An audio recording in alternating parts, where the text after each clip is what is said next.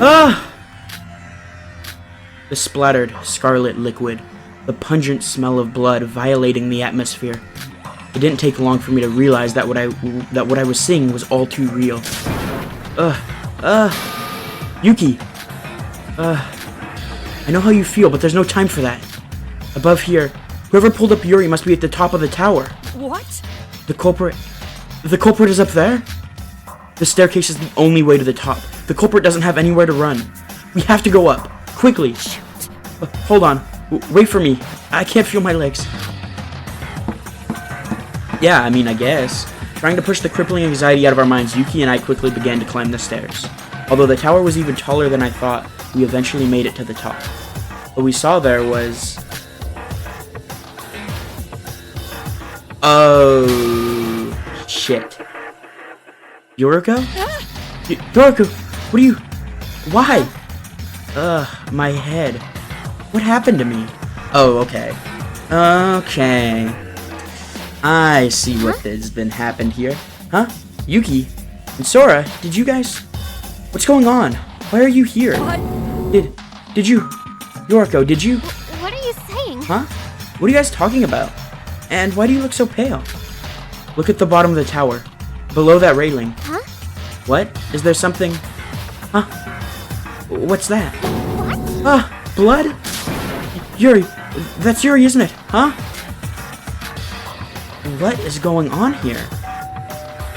Oh shit, that's 3. Body has been discovered. Everyone, please gather at the discovery. So it's not her. Okay. Arabelle Tower. So it's definitely not her. Okay. Cool. We're good. We're good. I'm so confused. A body discovery announcement? It's you. Yoriko, you're the one who killed him. What are you saying? What are you talking about? I don't even know what's going on. Both of you need to calm down. Monocro is making everyone gather here, so let's head back for now. Oh my god, I hope this investigation is short and we get to the class trial, because my throat is incredibly scratchy right now. How could this... Yeah, how? Yuri! What? That's Yuri. Is he dead? You're kidding, right? He was just having fun with us last night. It's fine. Sis, don't worry. There's nothing to be afraid of. Terrible. So our dear Miss Kagurine has bitten the dust. What a shame. He was the only one who asked questions.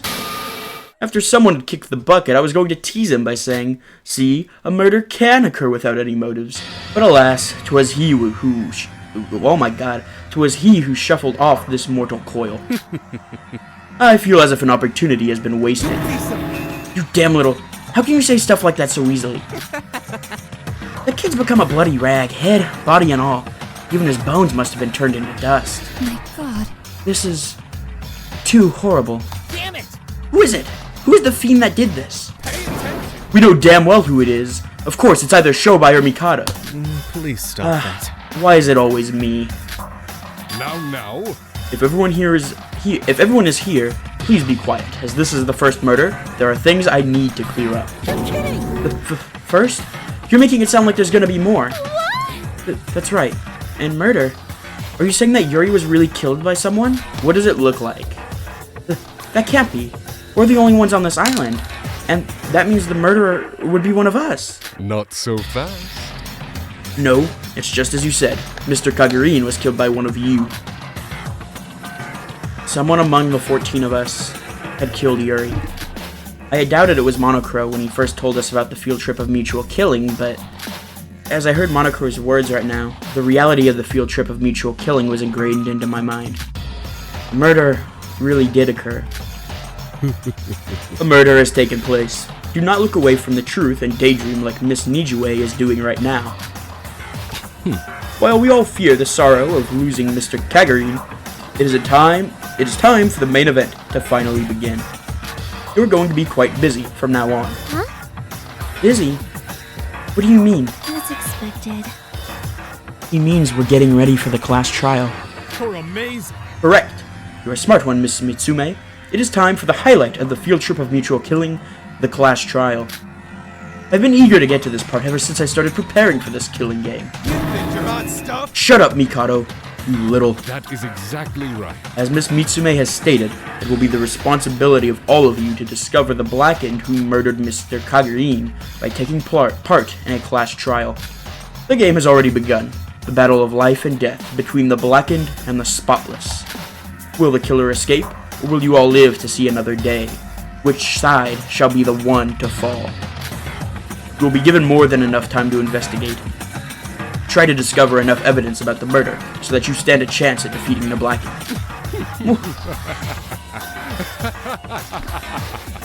Yeah, you got that, bro. You got that. I can't do it. No way. Someone is already dead? What the heck could we possibly do? But... No, sis. We've got to do it. Or would you prefer all of us being killed? Huh? To be honest, It's as Kana says. We've got to do this. Setsuka, listen. there's no escaping from this reality. You know the rules of the class trial, right? If we don't find the culprit, we'll all be executed. I've had a bad feeling about this all along. That's why I threw the party and did everything I could to stop this. Sorry that it ended up like this. This is all my fault. What are you talking about? That's not true. You didn't do anything wrong, Setsuka. Yikes. So everyone dies if we don't find the culprit. How tacky. I see. One of our classmates. So basically, everyone's a suspect. Shit. Suspecting my friends, although we only met each other a few days ago. We've been so good together. Oh dear. If it weren't for this, we would all be having fun in the same class, wouldn't we? Yes, It's scary and painful, but we've got to do this. but Yes, in order for us to survive. Very well. Excellent. It appears you finally found your resolve. Behold. In honor of all of your Monochrome. In honor of all of your courageous hearts, I bestow upon you the Monochrome as a present. Monochrome? What's that? Let me explain. Although there are many of you, you are still just high school students. The art of investigating a murder is quite different from your day-to-day lives. As a sign of goodwill, I'm generously giving you this file which contains vital information pertaining to the case. Until we meet again. I sincerely hope this will aid you in some way. Now then, I, the conductor of this cacophony, bid you farewell. Good luck. What a useless time to be thoughtful. thing is, No. Based on Moniker's description of the file, the information should help us. Can I ask you something? Yes. What is it, Kana? Say, What should we do about securing the crime scene? Huh? Securing the crime scene? regardless. Even in the outside world, when a crime occurs, the police take control of the crime scene, right? It'll be troublesome if the culprit decides to get rid of some of the evidence. Oh? Ah, you're right. And because we're just normal students, we won't even be able to tell what happened. We can just forget finding the culprit if that happens. On it. Leave it to me. I've got the strength, as you can see. I promise I'll be able to keep this place guarded from anyone. Alright, then we'll leave the crime scene to Hajime while the rest of us investigate. Wait a minute. We need one more person. Why? Use your head. What are we gonna do if Hajime turns out to be the culprit? It'd be like asking a cat to take care of a fish. What? You think I'm the culprit? She has a point. Until the class trial, we're all potential suspects. That's why. I see. So we need at least 2 people so that they can keep watch over each other. Keeping watch? I know that this is a dire situation, but that sounds like we can't even trust each other. As a man, I don't want to suspect my friends, but Then... I'll do it. I'll help secure the crime scene. big bro. I'm not good enough with my head to help with the investigation anyway. But just like Hajime, I have strength. Okay. I guess that'll do. I know I can trust Shinji. Wait, one more person. Wait, do we really need 3 people securing the crime scene? But... Hajime and Shinji are close, right? We can't deny the possibility of there being an accomplice. Nade, are you suspecting us? it's obvious. Suspecting you? Of course I am. You can't trust anyone in a situation like this. Whoa. So you're the one. Interesting. Interesting. I didn't take you for that kind of person. Though I hate to admit it, not even Hibiki can be trusted. Well, Well, it can't be helped. I'll help secure the crime scene as well. There. No more problems? Perfect. Huh? By the way, Kanade, you're like a completely different person. What happened to you? That's what I'm saying. Certainly. Nothing happened. It's just that I need to stay strong now that Hibiki is mentally unstable. But... On top of that, when did you start calling your sister by her name? Why do I have to listen to stuff like this? Oh my god. Why do I have to listen to stuff like that from the likes of you, huh? Stop asking me pointless questions and start investigating, you little piece of trash. God damn. Okay, something is up with her, Brad. Kanade, don't be mad, I'm sorry. I'm just scared, there's blood and a dead body. Help. Don't worry. Don't you worry, Hibiki. There's nothing to be scared of. Just follow me and I'll solve everything. Are you for real? What's up with these twins? They're starting to freak me out. Yeah. Let's go. Wait, why are you all still just standing there? Shoba and Mikado have already started investigating. You guys should start soon as well. We don't know how much time we're given. Oh dear. Alright, if all that stuff about securing the crime scene is settled, the rest of us should start investigating. Oh, right. But before that, everyone. What is it, Kokoro? So then... Nothing much, but what do you all think about this murder? What? What do you mean by that? A person, one of our classmates, has just been killed. This is dreadful. But we gotta investigate thoroughly if we want to solve this through the class trial. But why do you ask that? Don't worry about it. No, it's not important anymore. Let's just start investigating. What? What's up with her? She just looked at our faces and left. Hey now. Now everyone, there's no time to lose. So let's start investigating. Calming our confused minds, everyone started to move around. Not averting our eyes from the death of our friend, Yuri, we've decided to face it head on. A murder has taken place, and the gap between life and death is now paper thin. Although it's painful and sad, we have to do it to survive. You've got to find the culprit who killed Yuri. Alright. I guess I should do what the others are doing and start my investigation. I'm not sure where I should start, but I guess I should read the monochrome file that was handed out first. That's probably a good idea. The victim is Yuri Kagami. The estimated time of death is 7:30 a.m. The victim's corpse was found on the first floor of the Yuhara Bell Tower. That was the priest. I'm just realizing now, Yuhara, that was the priest from the first game, right? Am I going crazy? Yuhara, the chapter 3 culprit. Hold on, I'm googling this. I hope there's no spoilers involved, but I need to remember.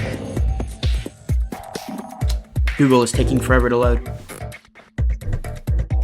He sure was, Kinji Yuhara. Okay, I do remember him. Alright. That's interesting. I need to be on the lookout for other places then that might be, like, related to the other game. The victim's left calf is pierced by a hook and he has sharp cuts all over his body. He also has a pierced wound on his right calf. Other than that, the victim's bone in his neck, spine, right knee, and left arm are broken. Oh, dude. That sucks. The estimated cause of death is blood loss and trauma from bruises all over the body. Damn, he got fucked up. Reading the monochrome file gave chills all over again. Yuri. He's actually dead. Even though he was a bit forward towards us girls, discriminated against men and talked about stuff that confused everyone, did he really deserve such an end? I wish Mikado had ended up like this instead. Damn, Cook. For real. I can't stay like this forever. If we think through the information given in the monochrome file, it said that the cause of death was bruises all over the body. He must have fallen to his death. Yuri did die in front of Yuki and I, so it should be safe to assume that Yuri indeed died from falling. Though it's confusing, why are there so many of these cuts on his body? Did the culprit stab him with a knife after hooking him up or something? If I remember correctly, after he was hooked up, only a few seconds had passed before Yuri fell. I should investigate those cuts further.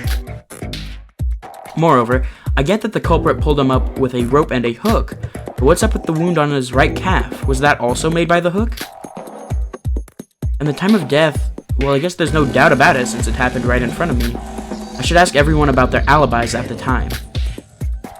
There's really not much info in the files, but what it had was certainly useful. My investigation should go well if I use it as a basis for information.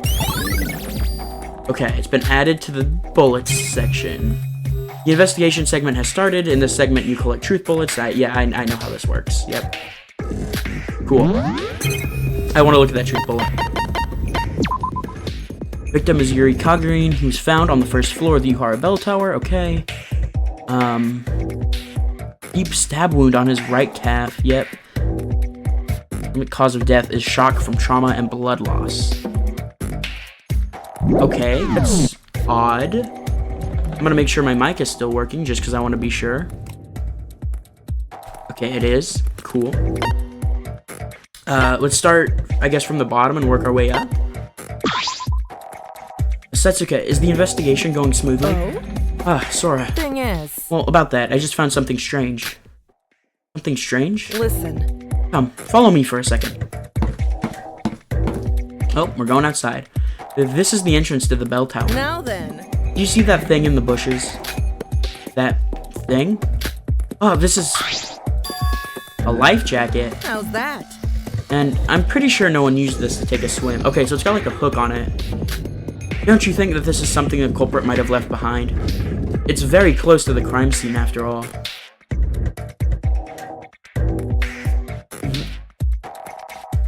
I have an insane theory.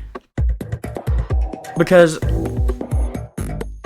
this is absurd, right? We walked up and there was Yoriko up there, right? But I think she was drugged or something, right? Because I mean, this is left behind by the culprit, assumedly.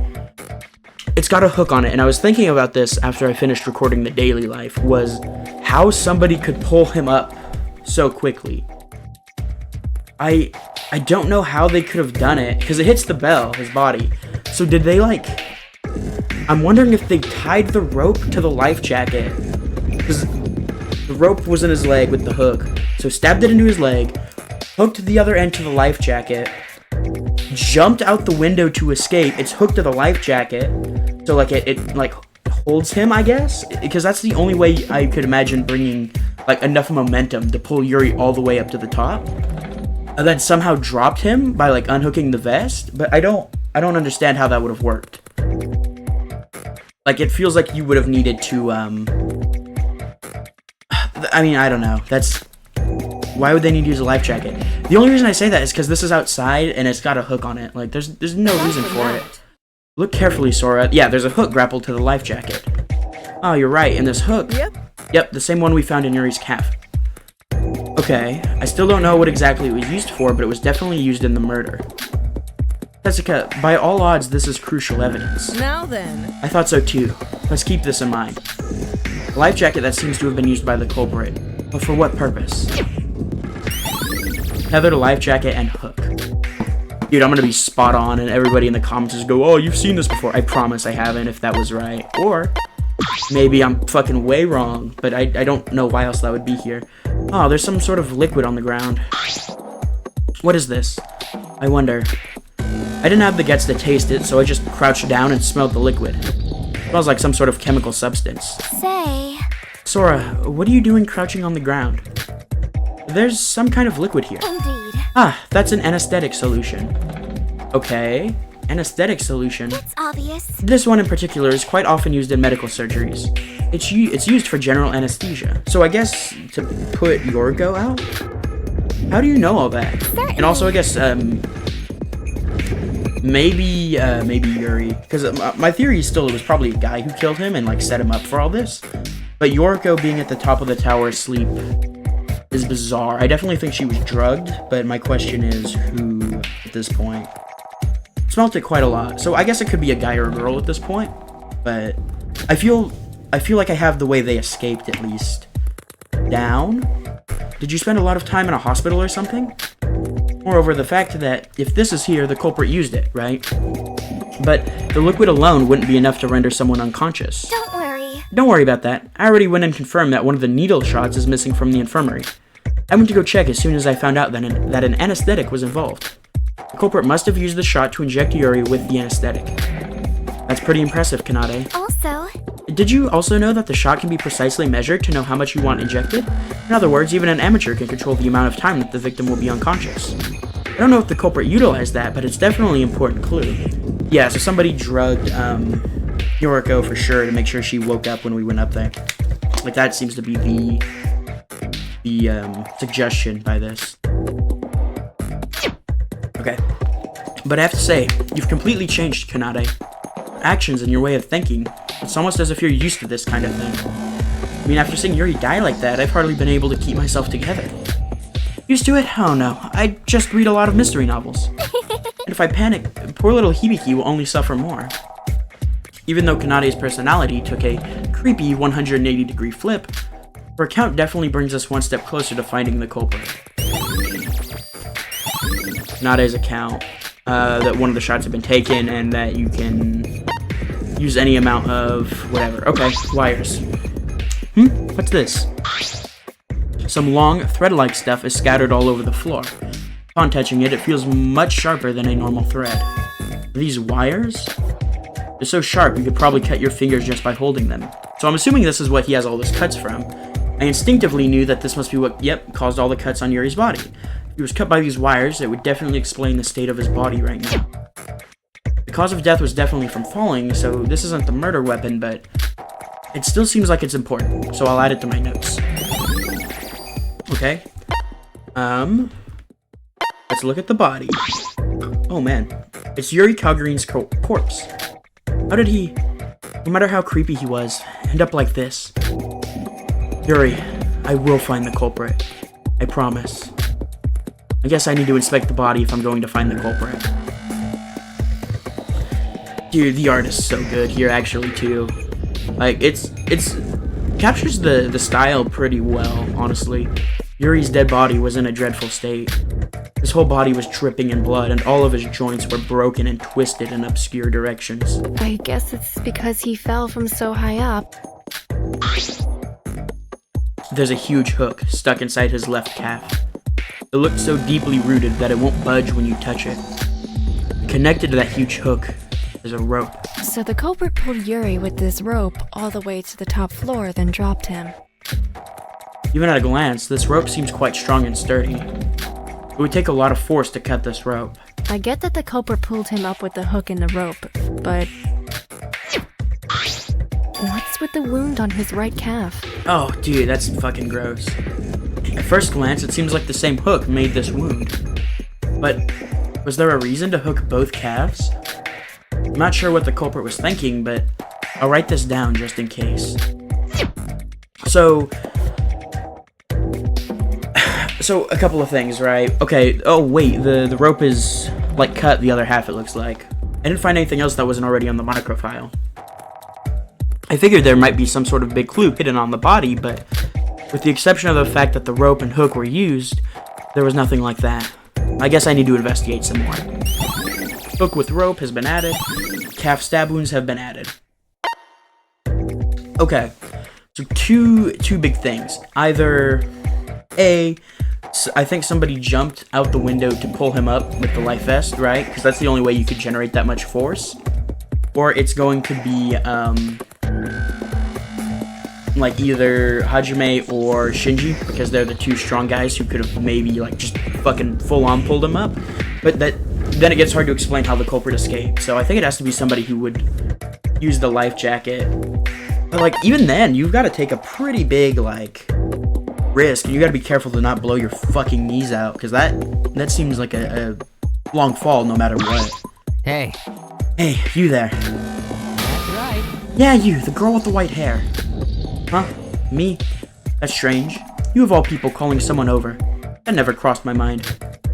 And white hair. Isn't that a bit rude? Sorta makes me feel old. Whatever, I just want to tell you something interesting. You were thinking that the hostess over there is suspicious, weren't you? Huh? Are you talking about Yoriko? That's right. Come on, you can't fool me. Her face says it all. Well, about that, there's something interesting I want to tell you. I happened to see her walking over to the bell tower just this morning. What? How about this? Not only that, she was also holding a rope in her hands. You know, like the one attached to the dead body right now.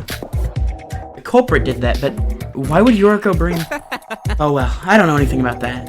I'm just testifying what I saw.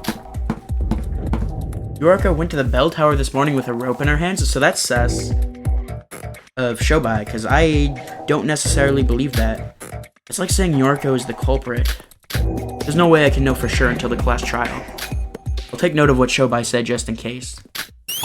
Because people we can rule out here are Sora, Yuki, and I think Yoriko is safe to rule out, because that's such a big red herring if I've ever seen one, guys. Like, very obviously it's not her. So that's interesting that Shobai would do a false testimony? Maybe he's not lying, I don't know. Shinji, is everything alright with the crime scene? Sora. Yep, everything is perfectly under control. I guess with 3 people watching this place, the culprit can't touch a thing. By the way, Sora, maybe this is just me, but about Yoriko. Please stop stuttering and speak normally. It's hard to get anything out of you. About Yoriko, I don't know, isn't it a bit strange? You're saying she's suspicious? The thing is... She seems different than before. I've been jogging with Hajime every morning, but today he was late because of some business. So that's very suspicious. So I was spending time inside the monocruise, and as soon as morning came and the doors unlocked, I saw Yoriko head outside right away. Yoriko went outside as soon as the doors opened? Mm-hmm. Of course, I have no idea where she went, but she was odd. She looks even more suspicious now. Come to think of it, we found Yoriko at the top of the bell tower. If by chance she's not the culprit, then how did she get up there? I can't be sure if she's the culprit yet, but she's definitely connected to this case. Thanks, Shinji. Shinji, I think your account is going to help us a lot. Yeah, it's Hajime. I don't know why Yoriko came out here, but it's not her. Oh, Sora, why are you grabbing my hand all of a sudden? Ignoring the stuttering Shinji, I added his account to my notes. Yeah, it's Hajime. Okay, so... Alright, this was an easy trial, guys. Hajime was late, it's not Yoriko, it's not me, it's not Yuki. And honestly, none of these other people have anything else, like... Well, right now I should say I think it's Hajime, but I'm very confident in saying it's Hajime after that. This is the spiral staircase that leads up to the top of the bell tower. Oh my god, that's a big staircase. It really does go up high. It doesn't even look like it goes that high from outside. Yuki and I took these stairs up to the top floor, but the only thing we found there was Yoriko. I thought for sure the culprit would be there, or maybe Yoriko is the culprit. I can't jump to any conclusions yet. Whatever the culprit did, they definitely pulled up Yuri, so at one point they definitely went up these stairs. If I consider the height of these stairs, it would probably take at least 5 minutes to climb them. But when did the culprit actually go up these stairs? Spiral staircase. So beforehand, upstairs we go. Okay, 2 things, the bell and the ground.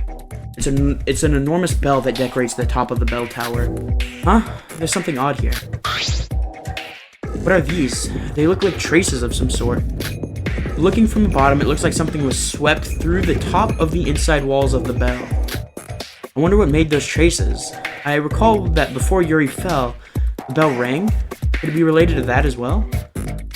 I've never looked inside the bell before, so it's possible that those traces have always been there. Even though I was unsure, I wrote it down in my notes.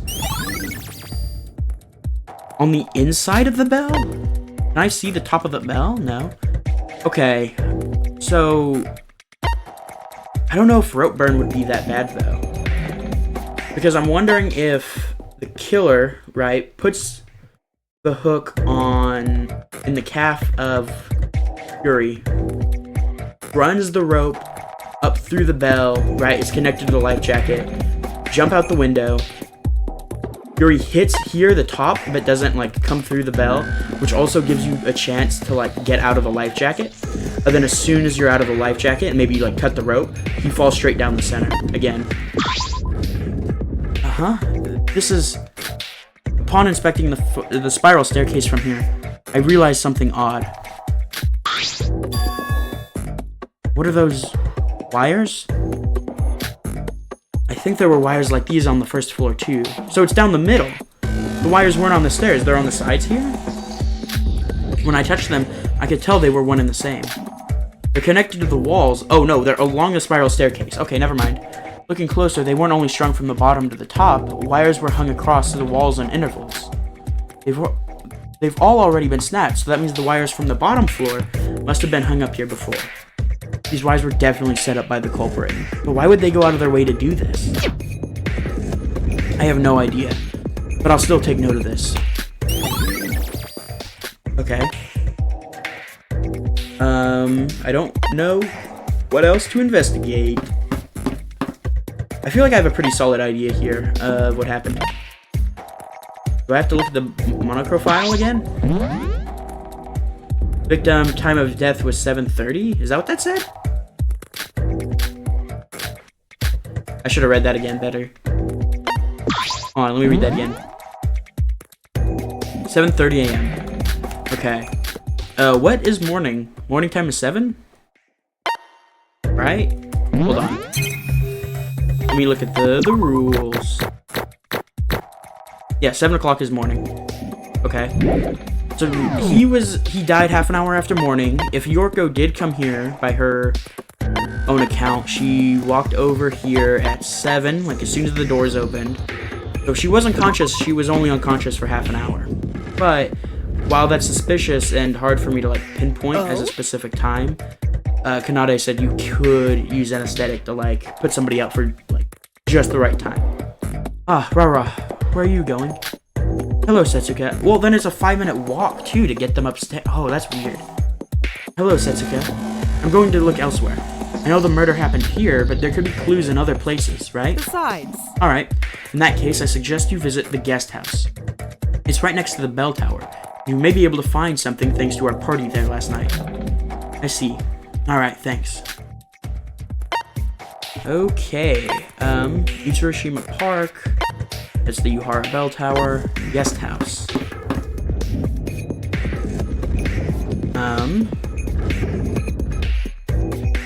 There's not anything here. I guess I can go upstairs. That'll work. That will work. Oh, Yorko. Here we go. Ah, Sora. What brings you here? That's my line. What are you doing here? But Nothing much, but, you know. The murder happened right after the night of the party, right? Yeah. So I figured the party must have something to do with the murder. I came here for the same reason. hey, Hey, Sora, when do you think the culprit decided to kill Yuri? By when, do you mean? it's complicated. I mean, there were 6 people who stayed up late drinking yesterday, including me. Actually, there was a period where Yuri was alone. Maybe that's when the culprit took their chance, so that's not it. So, Yuri was left alone last night? Yorko, do you think you could explain in detail what happened last night? Listen, Well, Hajime was one of the people that stayed, right? Oh, dude, he's so sus. Well, after we sent you away, we kept drinking and partying. Of course, I wasn't drinking, but the others were drinking non-stop. They were fully drunk. but Eventually, nighttime came, so we were forced to head back to the Mono Cruise, but Yuri said he needed to use the bathroom and that we should leave without him. So you left him alone? What were you thinking? Oh, I just accidentally closed everything. I don't mean it like that. Wait, he wasn't completely alone. The 6 of us were there together. Just making sure I didn't lose the recording or anything. But we needed to hurry because if we didn't make it back before nighttime, we'd get locked out. To be honest, things were so out of control with me trying to take care of all the drunk people that I don't even remember some of the details. Someone definitely went with him, but I can't quite recall who it was.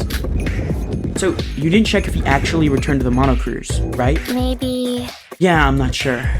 I don't even know if he made it back. I could never have guessed at the time that things would end up the way they did. I was being careless. I guess asking the other students if they saw Yuri go into the ship last night might be a good idea. Anyways, Yuri was definitely alive up until we all drank yesterday. So maybe that will help. Also, this is just in case, but you're not the culprit, are you? What are you saying? Of course not. Why would I be the culprit? I see.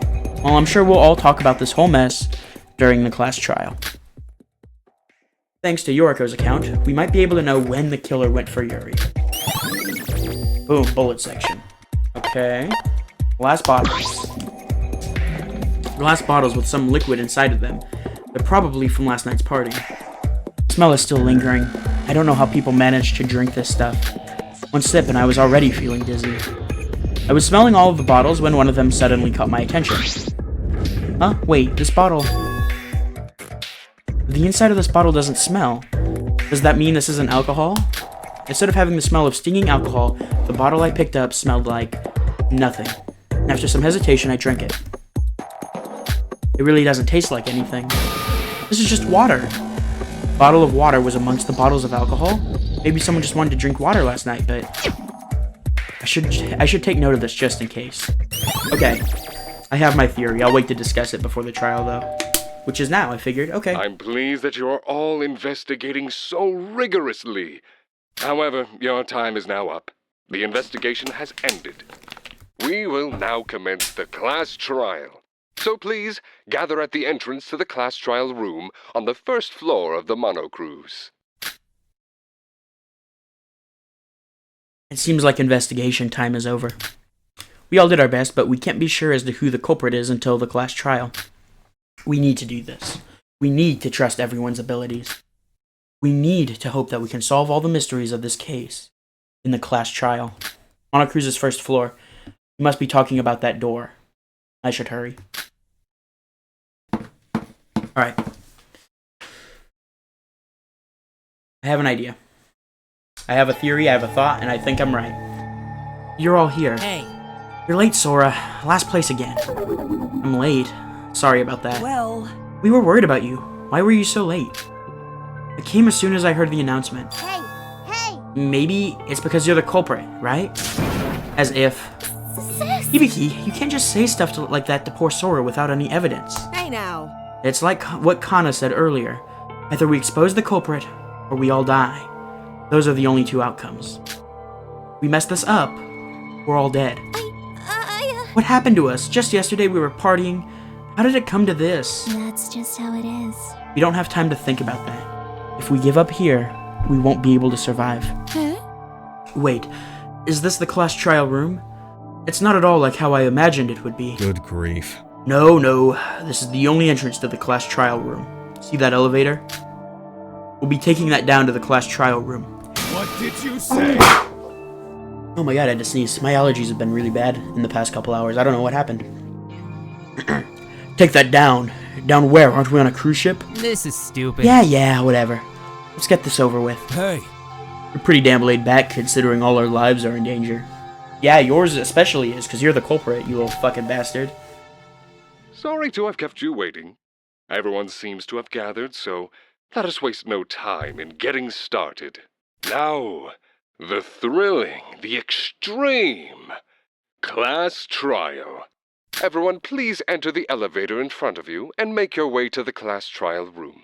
As you might have already realized, you cannot escape from the class trial.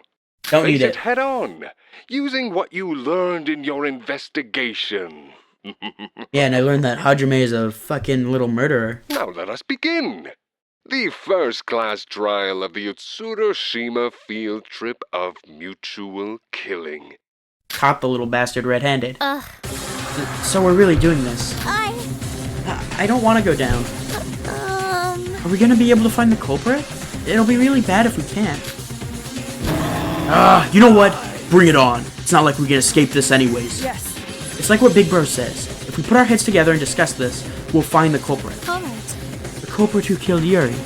Let's find them, no matter what. It's starting. Once we go down that elevator, there's no going back, no running away, and no giving up. But I am not alone. I need to survive through this, with everyone. Okay. Let's talk, let's speak. Let me speak my mind for a second. Let me go ahead and... I keep fucking pushing that button. God damn it. Okay, let me speak my mind for a second. I'm gonna save the game. Boom. Okay. So I think it's Hajime. Let's talk. Let's spit my shit real quick, alright? So Shobai sees Yoriko heading to the bell tower with a rope. Okay? Yoriko says that Yuri was alone at some point last night. She wasn't drinking, so we know that, right? Shinji was waiting for Hajime, but Hajime was late. Still, we don't know why Yoriko left. So we know Shobai wasn't lying, right? But she did that for some reason. I don't know what reason that is, but I'm pretty sure it's not her. I feel pretty good about saying that. Kanade said that the scale syringe went missing, so you can use it on Yuri, right? Yep, they found the anesthesia around Yuri's body, so they probably used it on him. And I agree that it was probably used on Yoriko, at least that's what I would think. I think it's a guy, because that's the only reason that you would use anesthesia on Yuri, right? Because otherwise he would just let you do it. The tethered life jacket has a rope. Yep, cut rope tied to the end of it. Okay. Leftover bottles. One of them wasn't filled with alcohol, so somebody was sober. That wasn't Yorko, because she was like, I didn't drink. There were only 6 people left behind. Does it say it here? No, but if I remember, it was Yuri, Setsuke, which we've already said it can't be a woman. Yuri's dead. Shinji and Hajime. And unless I'm forgetting somebody else, which I'm trying to think, and I don't think I am, the only person that doesn't have an alibi there is Mikado. Or not Mikado, Hajime, right? Because Shinji was waiting for him. Also, it makes sense that Hajime wouldn't want to drink because of his health and whatnot, and also so that he could commit the murder. The anesthesia was used on Yuri so that he didn't know it was a guy who was going to kill him, right? And then he made his escape using the marks on the bell. He put his rope, the rope, put the one end in Yuri's leg, tied it to threw it through the bell, put it to the life jacket, and then jumped out the window with the life jacket to live, whatever. Because that's the only way I can think of that you can create enough force to like yank him up the stairs. And then he was dragged up the stairs, whatever. It takes at least 5 minutes. So it couldn't have been Yorko, right? Is that what that means? That's not what that means necessarily, but it means there would have had to have been time for Hajime to have moved Yorko's body up there. The broken and sharp wires. I mean, Yuri just pulled them. That's what all the cuts are there for, right? Why spend the time setting up these wires if they were just going to drop him to his death? That's the thing I don't understand. Is it to reduce impact, I'm wondering? Like, if you pull him through the wires, and let's say you're jumping from the life jacket. I mentioned this. If you're jumping, you gotta be careful to not, like, destroy your fucking legs when you do that, which is why you have him hit the bell, too, so you can drop him and whatnot. But if you're falling and there's a sudden stop, you could break or hurt something really badly. So I'm wondering if the wires are there, so as Yuri's body gets pulled, it, like, delays that fall or whatever, because momentum, it would fucking kill you. The sharp wires cut his body up. I don't know what's up with this other calf wound. That one I can't explain. I don't know what's up with that. But besides that, I think I've got a pretty down pat. I think I know who did it. I think it's Hajime. Maybe I'm wrong, but this feels pretty clear cut. I don't know how long this trial will be, just because I feel like it's pretty obvious. So yeah, let's go ahead and let's get this done. Is everyone ready? This is it. Yep. Okay. Here we go. Nah, I caught Hajime's ass red-handed, bro. Making sure everyone was in the elevator, he pushed on the button, and the door shut. He felt the elevator begin to descend. The elevator made a loud sound as it slowly but steadily descended. Normally, everyone would have been talking to each other, but the vibrations of the elevator seemed to make us all mute. It alerted us of the class trial to come. The elevator's sound grew louder, almost as if to make fun of all of our fear. Thoughts that we may never see the light of day again crossed all of our minds. But we couldn't let that happen. Whoever killed Yuri wasn't going to get away with this. As everyone had their own thoughts of what may or may not happen, the elevator came to a screeching stop. Alright, here we go. Trial time, boys. What? What is this place? Hello there. Ooh, you finally arrived. Welcome to the most advanced facility of the Mono Cruise, the class trial room. Ho ho. I like what you've done with the place. Very impressive. This feels like an actual court or something. Very well. I assume you're all ready, and I also assume you all know there isn't any running away from this. Let us begin. Everyone, go to the stands with your names open. Alright. Very good. Excellent. Your solemn expressions tell me you're all going to face this with the appropriate resolve. Now let us begin. First class trip. Thank you for laughing. The first class trial of the Ujiroshima field trip of mutual killing. The class trial is finally starting. All of our lives are on the line. If we win, we live, and the blackened dies.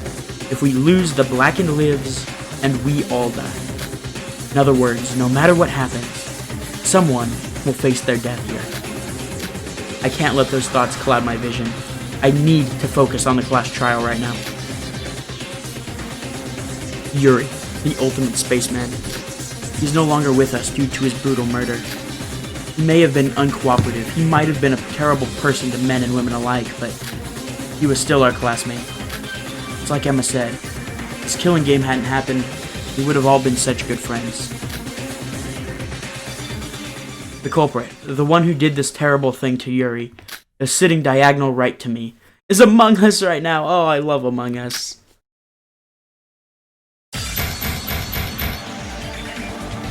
Various thoughts intertwine and the curtain is finally open.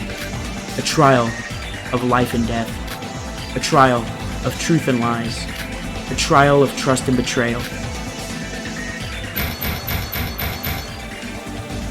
A trial of fact and fiction. A trial of pleas and excuses. A trial of friends and foes. A trial like no other. The class trial. Alright, here we go. Would you like to save your progress? Yes, please. Yes, please. Alright, equip skills. I didn't grab any more because we got fucking fucked up big style. Begin class trial. Yeah, because the game crashed, I just gave up on the free time stuff. Alright, here we go. Firstly, allow me to briefly explain the rules of this class trial. The results of the class trial will be decided solely by your votes. If you manage to correctly identify the blackened, Hajime. only they will receive punishment. But should you vote incorrectly, everyone except for the blackened will be punished, and they will be able to escape this field trip of mutual killing. So it's begun. The class trial. One of the people here brutally murdered Yuri. Well, first and foremost... Wait a minute, Monochrome. There's something I'd like to ask first. Oh, and what might that be? Accomplices. Can there be accomplices in a case? I wonder if Kanade knows, but I do think she's the one who pointed out that 2 wouldn't be enough for the, like, guard the body. Good question. Whether or not there are accomplices will be a huge factor in deciding the culprit. A good question indeed. I guess it wasn't specified in the rules. To be blunt, there can be accomplices. What? So it's possible? But in theory. Only one person gets to actually leave the island anyway. Of course. The rules even say that only the first murder counts if more should occur. In other words, without any reward, an accomplice is no more than another tool for the culprit. They'd gain nothing from assisting the culprit, after all. Even if they succeeded, they'd be unable to escape the island alongside the blackened. Yep. More importantly, they'd still face the same execution as the rest of us. He's got that right. Wait, what's that? Oh, that. You don't need to concern yourself with it. It would have been Yuri Kagorin's seat, but it's rather sad to just leave a blank space there. That's an awful sense of humor you've got there. Yeah, it's an awful sense of killing people you've got there too, Hajime. Wait, something's off about this. What's that empty seat over there? Whose is it? It's exactly what it looks like, an empty seat. There's no need to concern yourself with that either. See, here's the difference with this from Project Eden's Garden, right? I liked Diana, like, a lot, and I really didn't want it to be her. So even though it seemed obvious, I was hesitant to be very, like, accusatory and whatever. I like Hajime. I don't like Hajime that much. I think he did it. I'm gonna call him out on that shit. You're very interested in the petty details, aren't you? The questions are fine, but shouldn't you be discussing the murder first? Right. This place is extremely unpleasant. I'd like to leave as soon as possible. It might be the last place you ever see if we don't figure out who the culprit is. Say such terrible things! Wait, all of you. Do you mind if I say something before we begin? Huh? What is a Kokoro? I know who the culprit is. Oh, Anja? What? Are you serious? Who is it? Who's the culprit? I know who the culprit is, and I know exactly how they did it. So I'll give them the chance to speak. Give yourself up now. Perhaps then I may understand that you regret your actions. Cook? You'll be found out anyway, and it's better to confess rather than have it dragged out of you. Nobody's confessing. Obviously. What kind of idiot would tell the truth? They'd be sentencing themselves to death. All right. Okay, we'll do this cool. the hard way. So who's the culprit, Coco? I can't tell you that right now. What? What? Why are you screwing around? Just tell us. We don't know who it is, so just tell us so we can get this over with. Like Sosie said, I don't want to be here any longer than I have to be. Would you be able to comprehend it, even if I did tell you? I would, because I know how they would be did lucky it. to be believed. I sense that a few of you are suspecting me already.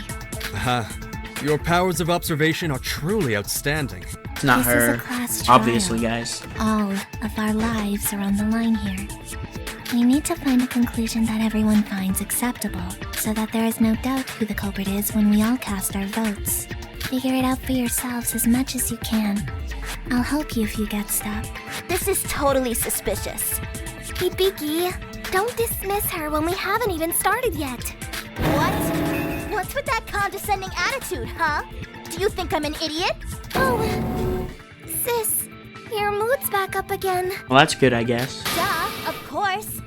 I don't want to sit around moping forever. I'm really scared, but I'll do whatever it takes to stay alive. Cool. I see. That's good, sis. Let's get started then. Wait a moment. May I say something as well? What is it now? I imagine that some of you may suspect me simply because I'm the mastermind. Your opinions on me as a person are inconsequential, but please, for all of our sakes, treat me as just another Oh student my during god, the class trial. bros be begging for attention, bro. We would all die if we reached the wrong conclusion, after all. I don't want to die either, you know? Bro was begging for attention. Bro's like, please look at me. I don't know if you guys have forgotten, but I'm the mastermind. That's exactly what the real culprit would say. Oh, come now. This is a prime example of what you should not do. Shinji, I'm sorry, but he's right. If Mikado wanted to act as the mastermind, he had plenty of opportunities to do so before. Everyone here is a suspect, including Mikado and I. The purpose of this discussion is to narrow down that list. Hajime, the one person who did do it. I see. I understand. I'll try my best. So, can we start now? Where should we begin? If you're confused, try starting with what we know happened in this case. Do your best. My life's on the line too. Should probably start with what we know about the case. I need to try my best. Everyone's lives depend on it. Okay, the minigame, Non-Stop Debate Another, is about to begin. Yes. Okay, in a non-stop debate, you have to point out and counter the contradictions in other students' words with a truth bullet. The upper left-hand corner displays the speaker and the progress meter, and occasionally a student's lines will indicate a yellow phrase. The yellow phrase is the weak point. You can move your crosshair over this weak point and press confirm to fire a truth bullet. You're free to fire truth bullets at regular text as well, but nothing will happen and points will be deducted instead from your score, so maybe try to avoid doing that. The point is to fire the right truth bullet at the right weak point. You press shift to change the loaded truth bullet displayed in the lower left corner. This feature isn't available if you only have one truth bullet, however. If you successfully refute an argument with the correct truth bullet, a cut-in will appear and your score will be calculated before advancing to the next phase. You will fail to refute an argument if you attack the right contradiction with the wrong truth bullet. In this case, your focus gauge will take 1 damage and points are deducted.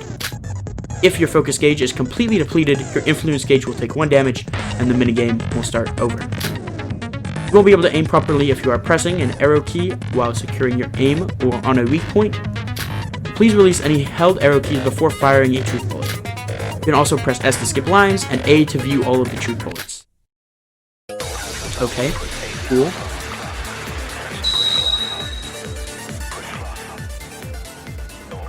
Monocle file 1, okay. Let's see here. To begin, Riri died at That's 7:30 correct. in the morning. 30 minutes after the morning announcements. That's also correct.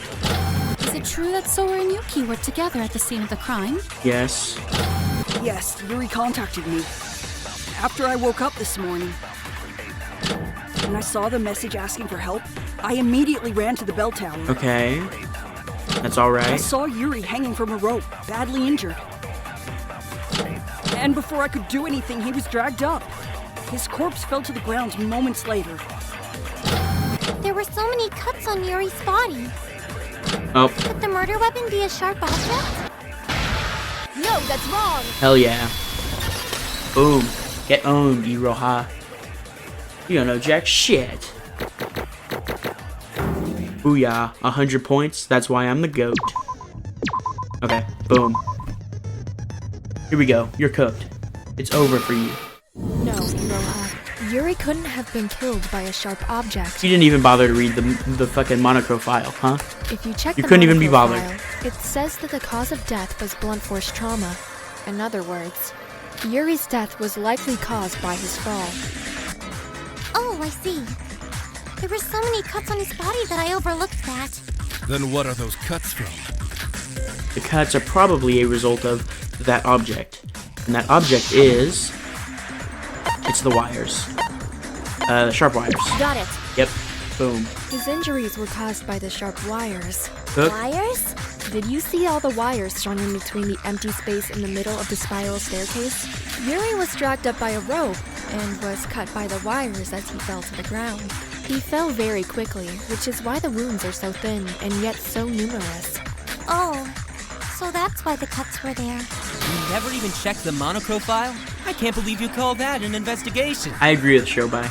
I'm sorry. Hey, it was an honest mistake. Don't pick on her. An honest mistake? It's rich of you to say that when we could all die from it. I can't leave my life up to you all if you keep acting like idiots. He's right, he's cooking. Leave your life up to us. Everyone's lives depend on the outcome of this trial. Not just mine, yeah? If the rest of you work hard to find out the culprit, I don't have to waste my own energy. What? You're basically saying that you're going to leech off of us? Come on, bro, contribute. I will intervene if I have to, but I'm not a fan of inefficiency. You're working to save your own hides, so isn't this a favorable outcome for us all? Degenerate ruffian! Have you never even heard of the concept of cooperation with someone? Now, everyone. We won't accomplish anything if we let ourselves be distracted by people such as Mr. Hashimoto. Let's carry on with deliberations, shall we? But if the culprit wanted to kill Yuri by dropping him, why did they go through the trouble of installing all of those wires? Yep. That's what I was... see, that's the only thing I'm not sure of.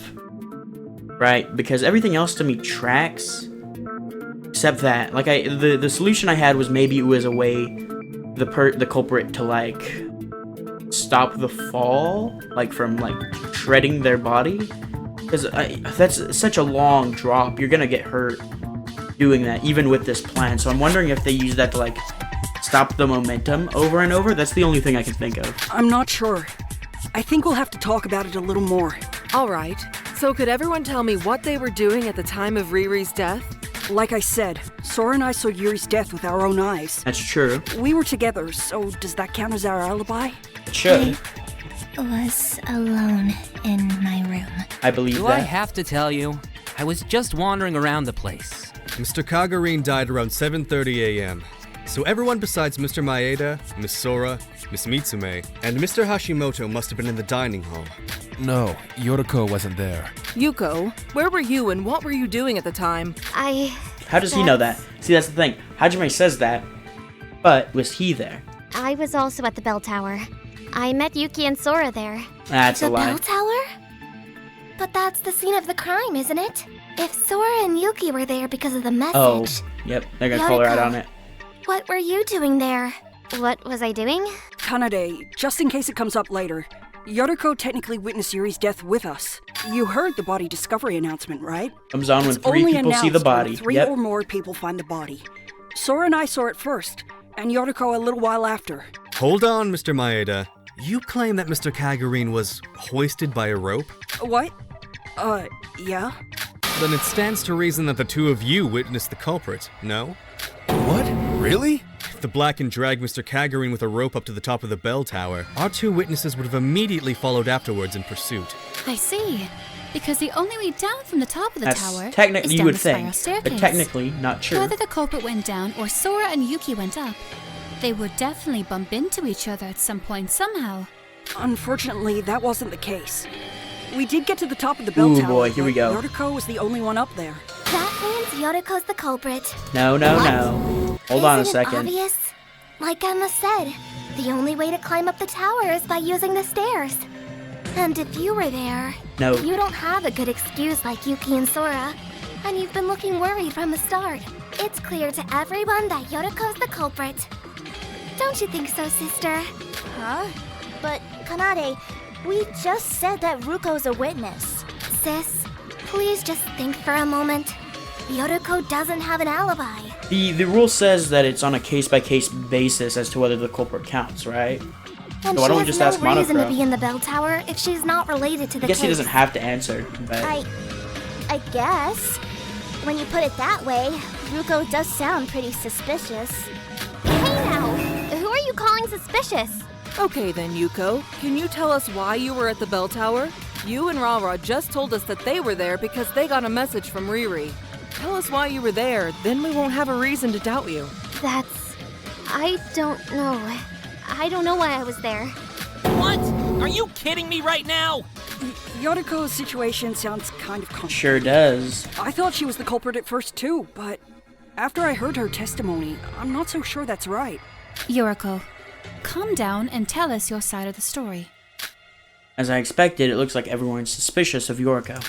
We need to discuss this some more to find out if she's really the culprit or not. Alright, here we go. Another debate, alright.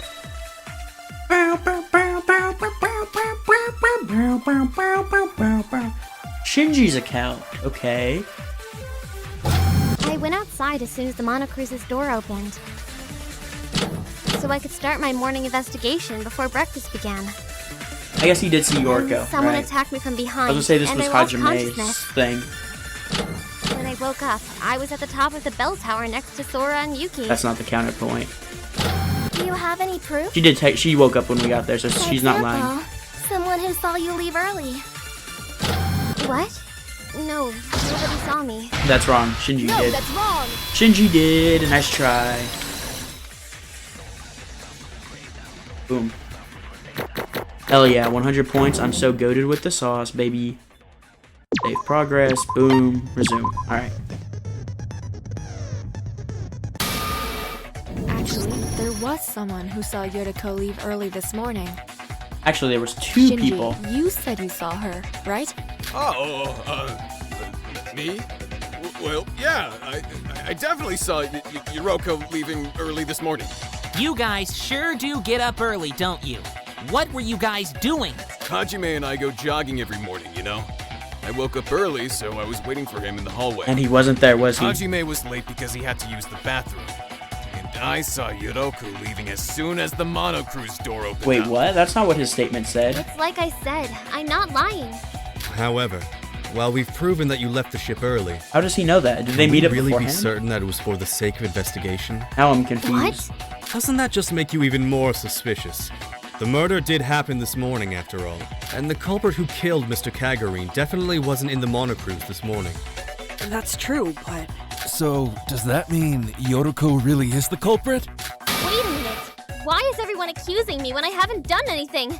I told you, I don't know how or why I was there. I lost consciousness right after I left. assuming what Yoriko says is the truth, the culprit attacked her and moved her to the bell tower to pin the blame on her? But then there's no explanation for how Yuri was pulled to the top. Yeah, there is. Maybe the culprit was hiding somewhere at the top of the tower?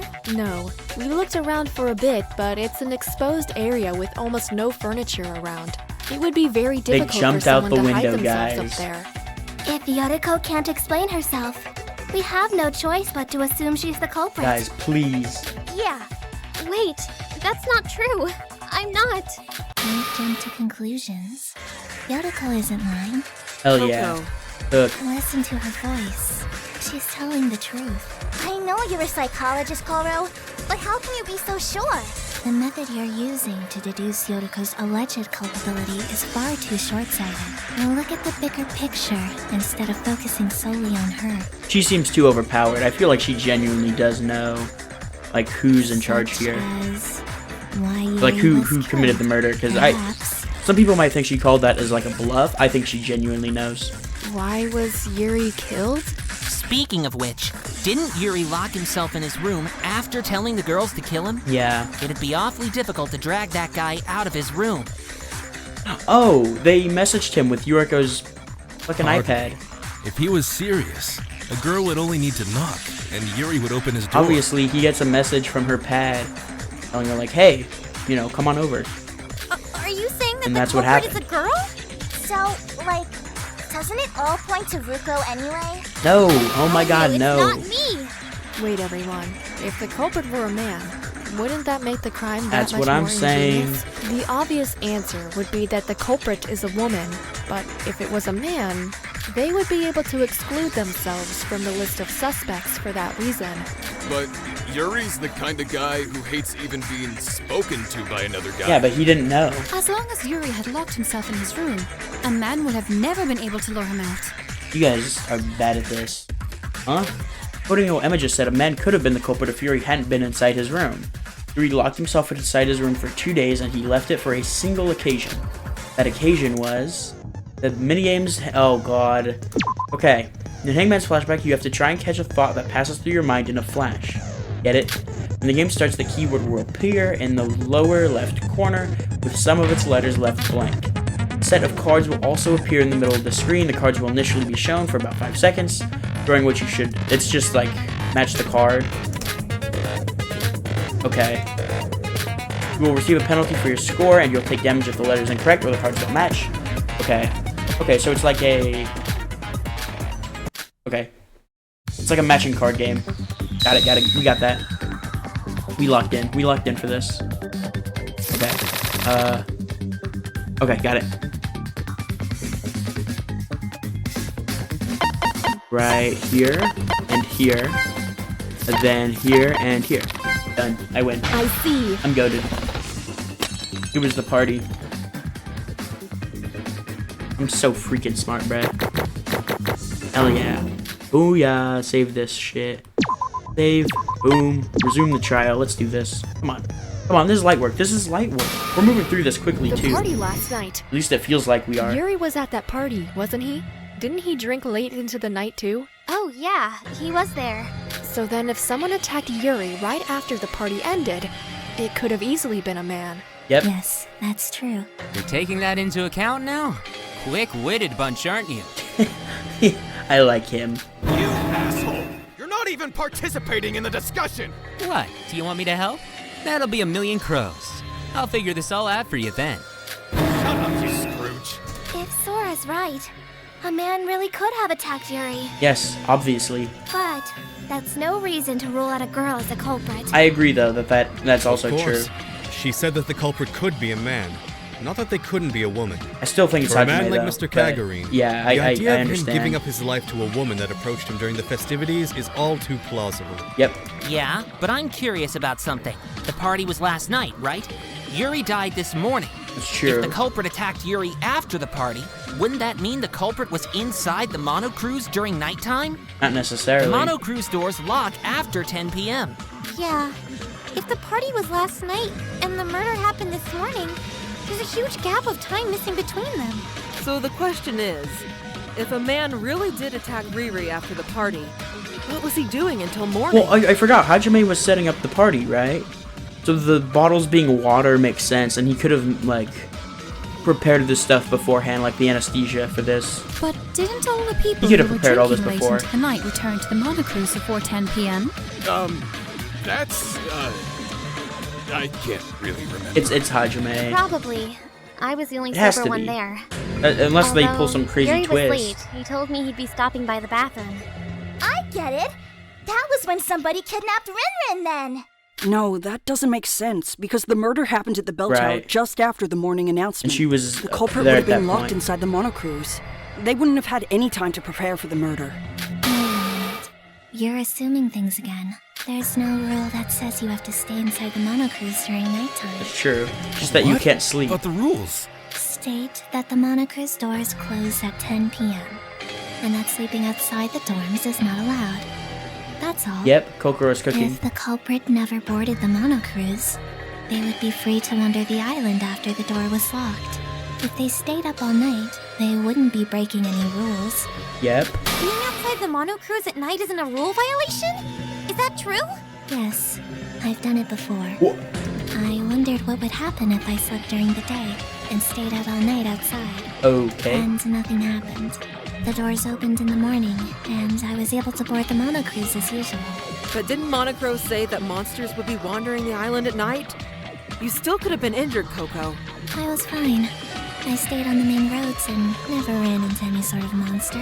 Although I do wonder if something may be hidden in the forest. If Kokoro is telling the truth, it's possible that according to Oh, Yoriko, shit. he did return, just much later than everyone else. But isn't it possible that he was attacked and then placed in the bell tower until this morning? Yeah. According to that theory, the culprit is one of the people who were drinking late into the night. Yep. What do you think, Yoriko? You're one of the people who stayed behind, aren't you? Well, that's true. But it wasn't me. I got back to the Mono Cruise with everyone else. About that. None of us were exactly sober, so we don't really remember that. Sorry, Yuko. What? They were all drunk as skunks. Indeed. And none of them can recall a thing. Great. Speaking of which, I don't recall seeing any alcohol during the preparations for the party. Oh, you're right. And yet, there was alcohol abound in the beverages by the time the party started. I believe this is no mere coincidence. Are you saying that the culprit put alcohol in the drinks in order to get everyone drunk and fog up their memories? Yes. Wait, isn't it possible that someone impulsively committed a murder because they were under the influence at the time? Not with that kind of planning. No.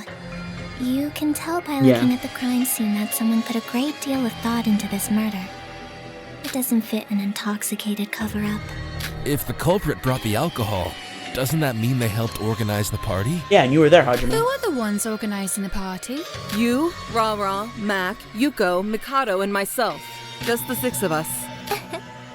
Yoriko is nothing but suspicious. Guys, there's one other person who Someone fits that that. helped with the party and stayed out last night. It's They would have to be Hajime. sober.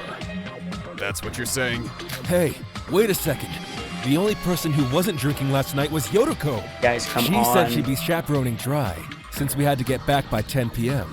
No, I mean, that's true, but... That's... The evidence all lines up. No, no, no. Yoriko, Guys. can you explain what happened in more detail?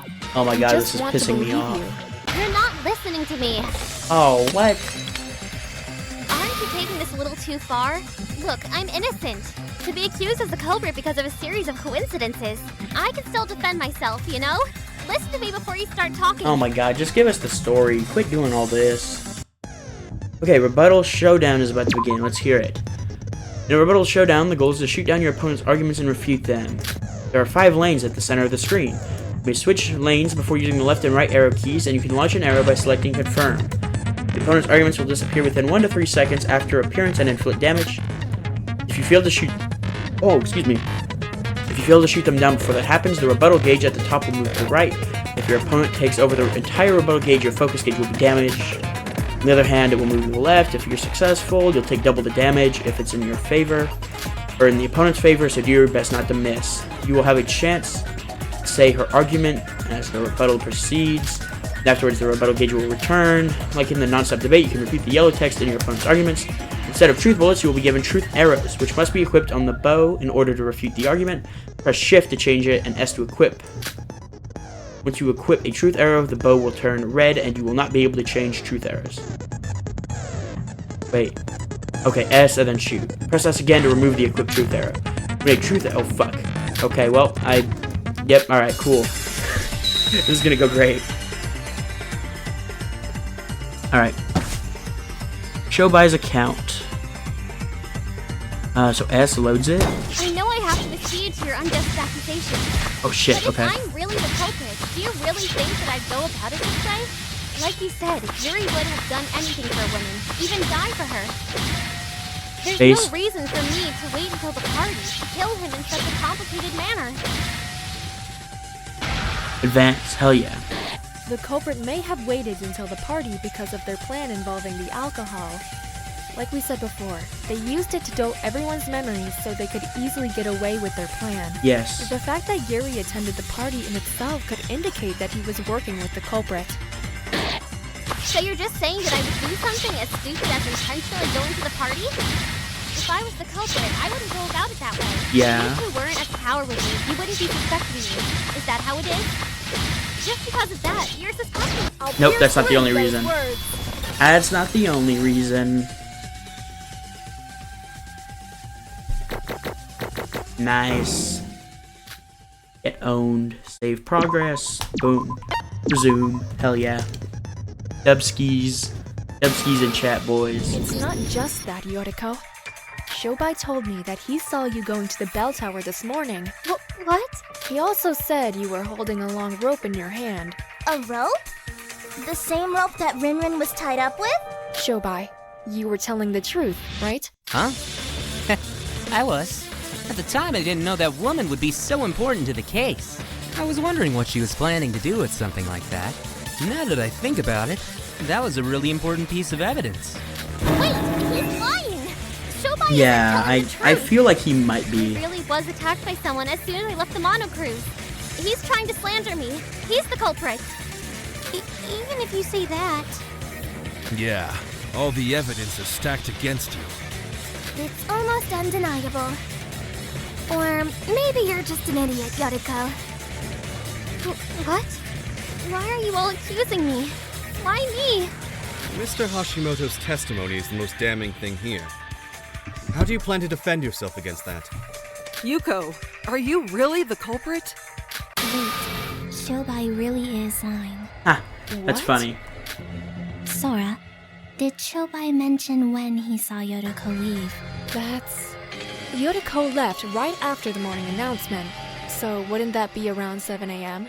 I was on the second floor of the library at the time, and I saw Shobai climbing the stairs from the second to the third floor. Shobai, even if you did see Yoriko leave, unless you knew her destination before, I was right, he is a lying bastard. you'd have trouble figuring out she was headed for the bell tower. And didn't you say you saw Yoroku holding a rope? Shobai, were you lying to me? Yeah, obviously. So you got me out. Sorry about that. But I wanted to test you all. Test us? Like I said, if you clear the class trial for me, I'm good. I was testing whether you could really do it without my interference. What? You gotta be joking! Just a little bit of perjury, really. I didn't think the psychologist would realize. That's like her whole bit, dude. Well, whatever. I'm counting this as a win. Asshole! What the hell are you doing? Settle Fucking down, with the Mr. trial, Kasai. obviously. Violence is against the school rules. Okichi ass Calm down, fucking Shin. dude, You bruh. can beat him up after we get out of here. Yakuya ass dude, bruh. That proves my innocence, right? Shobai's the one who lied. He's even more suspicious than I am. I don't know. His testimony might be false, but you're still the most likely suspect. This literally is not true. But we're being cruel to Yoriko, aren't we? We should talk about this some more. No, Ruko's definitely the killer. I don't want to suspect my friends. I want to believe everyone instead. Well, this is rather complicated, isn't it? We seem to be split right down the middle. If that's the case, No. let's decide with a proper debate. No. Please remain calm as your seats are rearranged. Oh no. Whether Yoriko's the killer or not, we'll have to discuss about this some more. Let's try our best to convince everyone. A scrum debate. Oh man. Okay. When the class becomes divided on an issue and splits into two parties, a scrum debate occurs. While it's usually a free-for-all during non-stop debates, scrum debates have the students competing in teams. All students will participate in either Team Solar or Team Luna. Members of the opposing team will take turns presenting their arguments. Although not clearly labeled, each argument has a keyword. Every member of your team will be represented. It's just like the one in actual Dangnaronpa. Okay, cool. I got this. I'm goated. I got this. I believe. Alright. Oh, we even get an animation for it.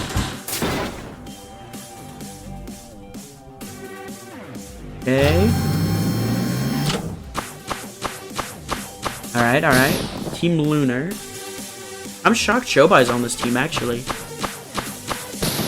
And of course, Hajime's on the other team. I don't believe him. That rat bastard. Is Yoriko Kabuya the culprit? Okay, so it's definitely Hajime. Yoriko is the only one that went to the party and fits all of the criteria. This one's mine. Gotcha. We still need to figure out if the party is even relevant to the case. Yeah, get owned. Knowing Yuri, the killer has to be a woman. Emma, You got it, okay. we've already established that the murder could have been committed by either a man or a woman. Yep, owned. Ruko's the only one with a super suspicious alibi. Yoriko, Boom. Kokoro and Shobai don't even have alibis. Why are you accusing me? That's right, that's right. But, Yoriko, weren't you the only one who handled the food at the party? That has nothing to do with anything. Yoriko was not the only one who handled the food at the party. Not that it matters. She could have taken advantage of the fact that we were drunk to forge her alibi. Shinji. Okay, Nikkei was one of the Wasn't ones. the only one who wasn't drunk. So shouldn't we suspect the others too? Yoriko is our only suspect, so there's nothing else we can do. Setsuka, we haven't even talked about the possibility of another suspect besides Yuko. Yep, okay, here we go. Fine. What we like? Oh shit. Come on, there we go. This is our answer. Get owned, dude. We up, we up. Hajime stocks are down. Yoriko stocks are up. Let's fucking go. Save progress. Boom. Let's go ahead and resume. It seems that a conclusion has continued to evade us. At any rate, it's wrong to conclude that Yoriko's the killer when there's still so many unanswered questions. We need to discuss this some more. Sora. Okay. I don't want to doubt my friends any longer either. So I will doubt my other friends. Let's drop the subject of the culprit and discuss some other things Oh, first. great. Wait, so we're back to square one? Good thinking. Unlike a regular trial, a single misstep will result in tragedy. No, that's during a regular trial We need to too. It's keep just that, discussing you know, this until death we isn't reach a always on the decisive table. conclusion. I mean, Kokoro, don't you know who the culprit is? Can't you just tell us so we can call it a day? You all currently believe Yoriko is the culprit.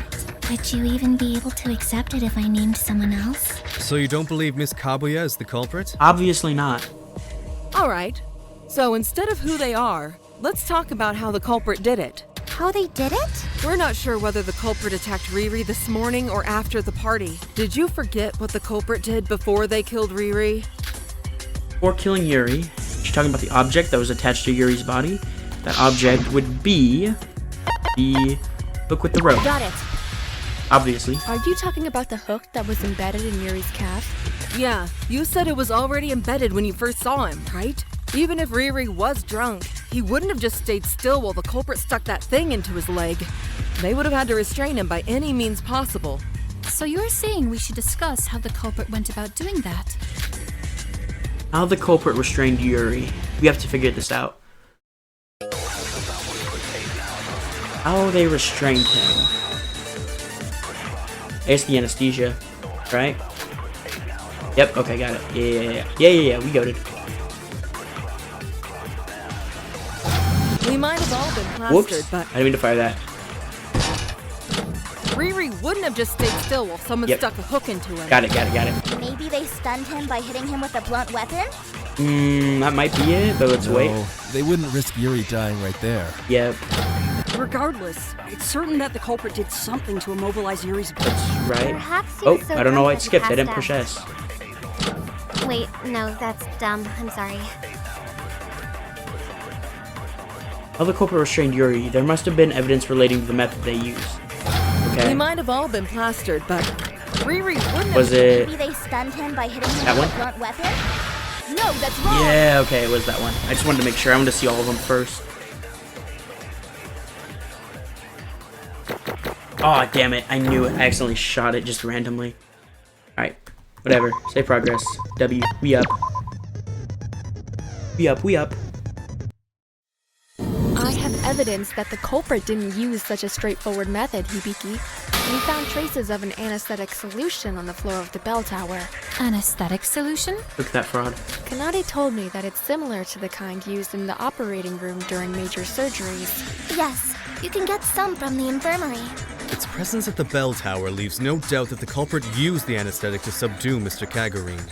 Wait, do you think that's the same thing the culprit used when they attacked me? Probably.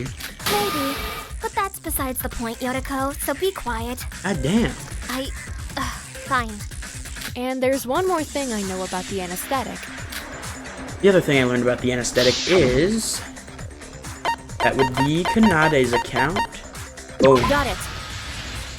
Kanade went to the infirmary after finding the anesthetic, and she discovered that a single syringe had disappeared. A syringe? Yes. You can use that particular syringe to conveniently calculate the sedation time using the scale on the barrel. That's great and all, but how do you know all this? I watch a lot of medical dramas. Is there a problem? I'm not yeah, saying sure. there's a problem, but... No, she's No one weird. found a syringe or anything like that while investigating, right? That means... The culprit still has the syringe with them. Should we frisk everyone here? I doubt they'd be idiotic enough to have it on their person. But we can be sure that they hid it somewhere. Yeah, just because you didn't find it at the scene doesn't mean they have They it. used a syringe with an anesthetic solution. They could subdue Yuri even if he wasn't drunk. There's one thing that's really bothering me. When Sora and I last saw Yuri, he seemed convinced a woman was trying to take his life. Saying things like, not everyone gets to be killed by a cute classmate, and being born a man and achieving my dream. He said that as he was about to die? Yeah, he didn't So know. if he said that, does that make the culprit a woman after all? The thing that's bothering It's me the is opposite. that Yuri told all of us that he would cooperate with the female culprit, but they restrained him and waited until he was drunk. If the Yep. culprit was a female, that wouldn't be necessary. That's what I've been saying since the beginning. Yeah, that's true. It'd just create more evidence, right? Let's review. Assuming the culprit is male, he would only be able to target Yuri after yesterday's party. We still have no idea what happened before nighttime, though. Assuming the culprit is female, she would be able to get to Yuri at any time inside the monocruise. However, she wouldn't have had enough time to prepare for the crime in the morning. Like the other scenario, we still have no idea what happened before nighttime. About what happened before nighttime. Doesn't it seem possible that the culprit's preparations took place during that time? Yeah. What? Like Kokoro said, anyone can stay outside the monocruise at night using the loophole in the rules. We can't explain how the culprit prepared for their crime during the short time frame in the morning. So we can just assume by default that it took place at night. That's almost 9 hours. Would it really take them that long to prepare for the murder? Maybe. I'm not sure. They just need to prepare the hooks, the rope, the anesthetic, the wires, and... that's all, I think. No, there's one more thing. None of you can possibly think that the culprit simply dragged Yuri up with just a rope, do you? Yeah, obviously, it would never create enough. You would need something like pulling, like it's like a lever system.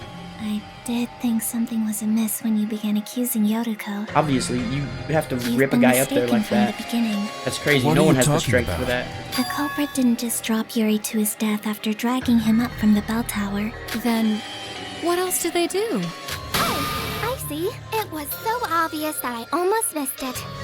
In hindsight, it's clear. Think.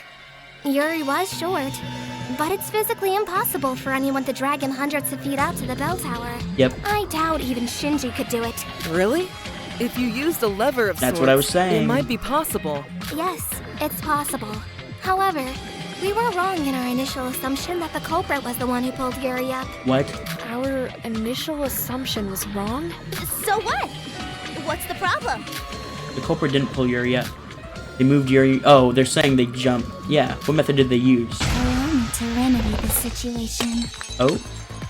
Kanade's explanation is correct. Think, Sora. You've seen the evidence too. What the fuck is I can this? remind you if you don't remember. Well, it's the vest. The minigame Logic Refresh is about to begin. Would you like to hear an explanation? Yes. Okay, in a Logic Refresh, someone who supports your argument will give you hints to help you out. There are 5 lines similar to the showdown, and you can use the up and down keys, okay? Say, your task is to avoid contact, so don't touch it. You will suffer damage when the midpoint of a comment and your line passes through the vertical line on the right. On the other hand, blue truth bullets that appear in the midst of comments should be collected. Blue truth bullets can be collected when their midpoint passes through the judgment line in the same line as you and will be shown in the lower left corner. Unlike white text, you will take damage for failing to collect them instead. You will proceed. The next step, you collect all of them shown on the lower left of the screen. You must then choose the most appropriate truth bullet for the present situation from the group of bullets you have collected. Choose the correct bullet. Your supporter will fire a truth bullet to you, and you'll clear the game with a cut-in. An incorrect choice will not only damage your focus gauge, but it will also deduct points from... Yep, okay, cool. I get it, I think. Just dodge the white stuff, catch the blue one. Yuri was dragged to the top of the tower at a great speed. Yep. This is an impossible feat for a regular person to accomplish. Marks on the bell. How was the culprit able to achieve this? The life jacket. Yuri was dragged up indicates something was pulling him down from the other side, don't you think? Yes. And you didn't find anyone on the top of the bell tower, so therefore, you can figure this out for yourself. There we go, got it. You?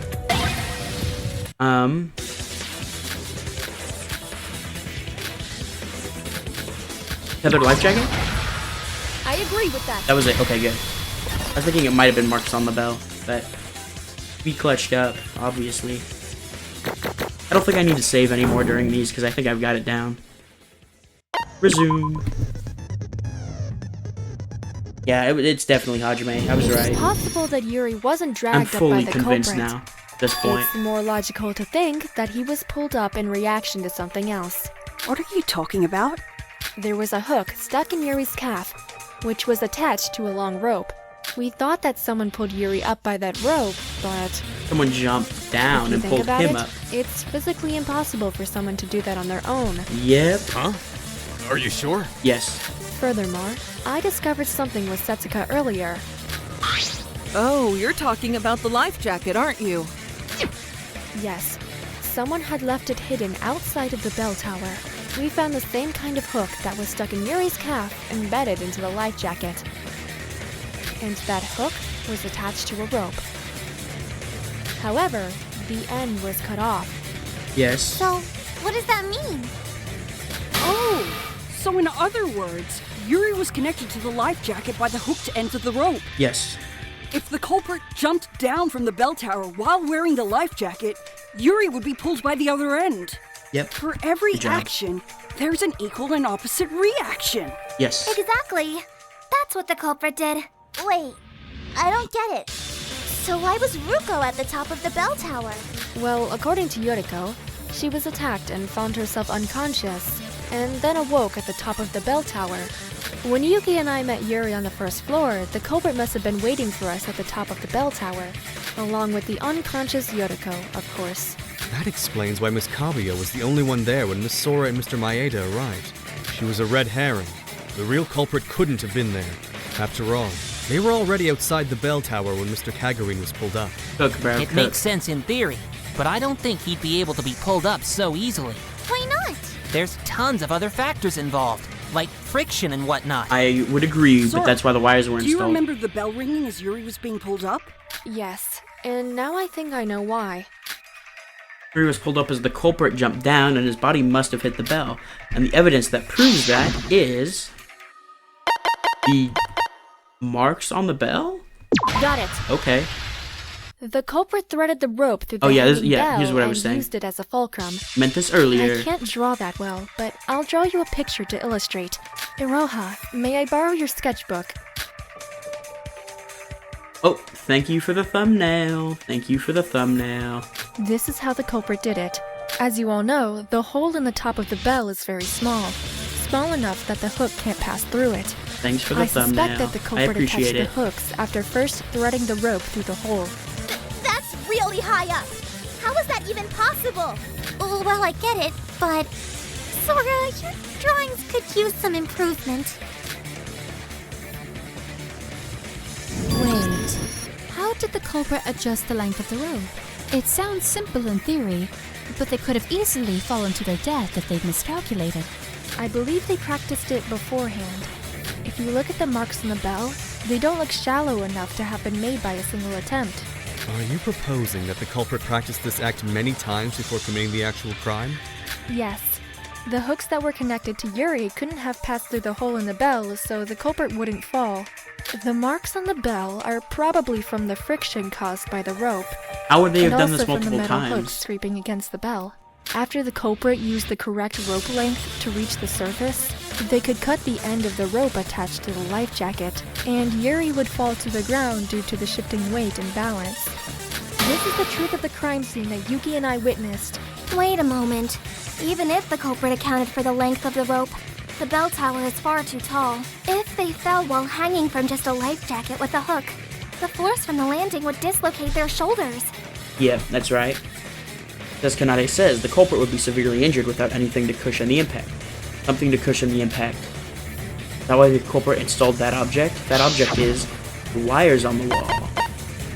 Broken wires. Yep.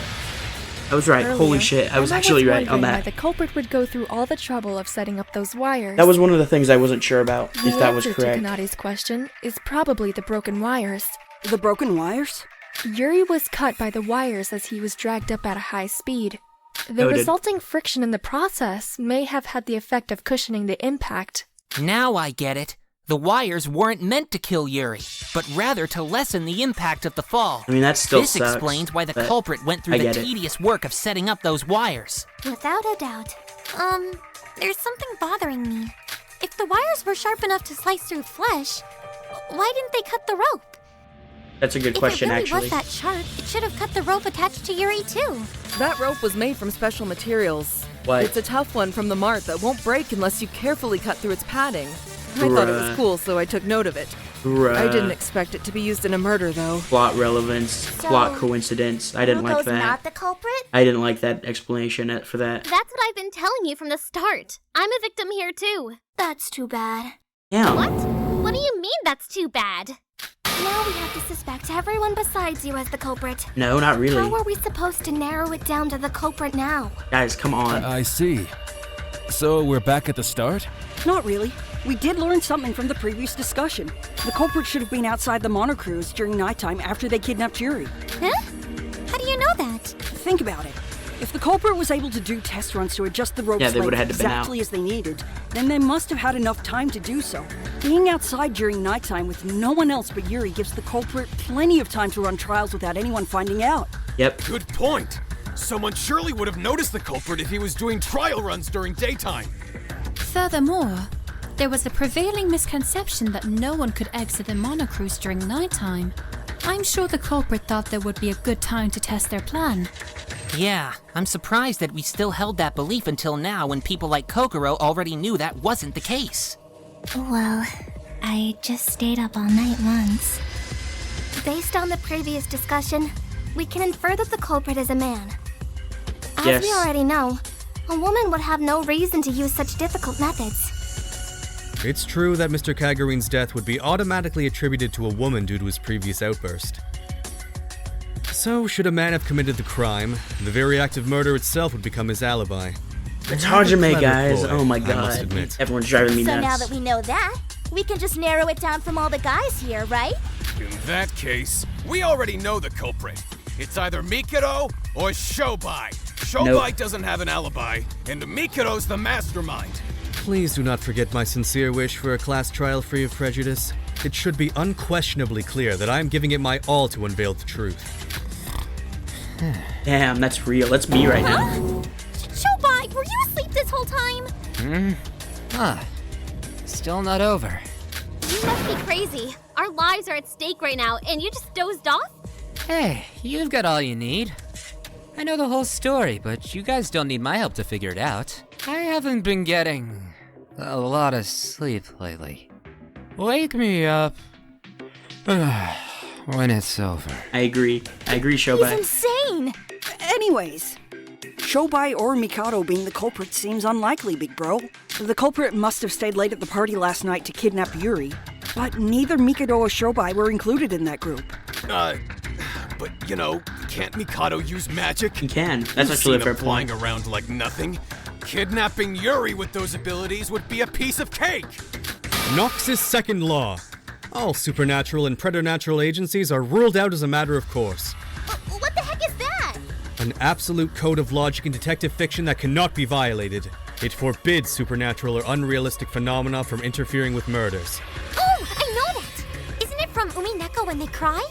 I give you my most sincere, emphatic I don't know what vow that is. that I do not use my magic for matters relating to I've murder heard of cases. it, but I don't know what that is. I'm not sure I get it. But how can you be so sure? Do you really think we'd ever believe the word of the mastermind? Oh my god, Hajime, Seems to I am you. left with little choice. Monochrome. I humbly request that you add a new rule. Mikado Sanoji cannot use magic for any purpose relating to a murder case. Are you sure about that rule?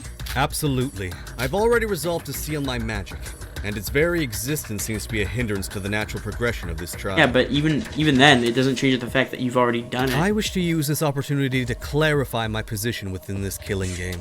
Very well. The regulations will be updated once the trial is over. Mikado Sanoji cannot use magic for any purpose relating to a murder case. As a reminder, the penalty will be execution should you fail to comply. I understand completely. You have my deepest gratitude.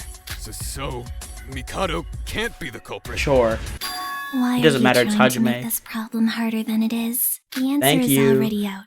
Thank There's a you. I like suspicious Kokoro. individual who Kokoro's based, satisfies actually. I every wasn't a huge fan condition. at first. She's Huh? based and cool and awesome. You spoke about the conditions to be the culprit beforehand. Think it over. The individual you referred to is in plain sight. Yes. The conditions to be the The culprit? conditions that we brought up were... The culprit was among those who stayed late at yesterday's party. The culprit was also part of the group that prepared the party. Hajime. Additionally, we figured out that the culprit is a man while discussing the life vest and the murder rehearsals. Man who stayed late last night and helped prepare the party. Let's list them by one. The group that stayed late was Setsuka, Hajime, Shinji, Yuri, Emma, and Yoriko.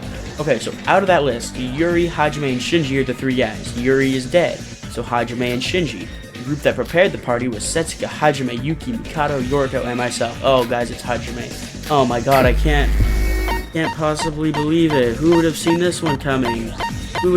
Not me for the past hour and a half. Only be you. Who would have... Was it you? As soon as I heard Shinji's account, I knew it was you, Hajime dude. Makinochi. Nice try, idiot. You got caught. Oh my god, bruh. Really, we're suspending the trial here?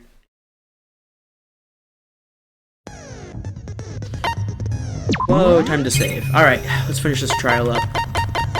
I know who did it. And now, it's time to end this. Yep, come on, let's put him out to pasture, bro. He was not cooking. Alright, I'm gonna keep it real. He was not cooking. Hajime? What? Wait a minute, Sora! You think Hajime's the culprit? Yes, like, obviously, guys. Come on. There's nobody aside from Hajime that meets all the conditions to be the culprit. He helped prepare the party and stayed late to drink with Yuri. He's the only one who was in both groups, and is a man as well. Yep, get Precisely. caught, idiot. I have been suspecting Hajime since the beginning. How'd you know right off the bat? You will remember my question at the start of the investigation. I asked, how do you feel about this murder? Ah, yes. But how is that relevant? I can figure out whether a person is lying or not just by hearing them talk. Oh, damn. What? So you knew Hajime was the Look, culprit just look, from that one question? She just clocked his tea. Miss Mitsume, that sounds like an even more magical ability than my own spells. I cannot be completely sure of my deduction, naturally. But were I to narrow down my suspects, however, I can figure out the answer by simply comparing the evidence to each suspect. From that, my deduction is that the culprit is Hajime Makunochi. Book that fraud. Then Yuri's murderer, the person that attacked me, it was all him? Yes, Hey, hold on a damn second. Why am I the culprit all of a sudden? because you did it.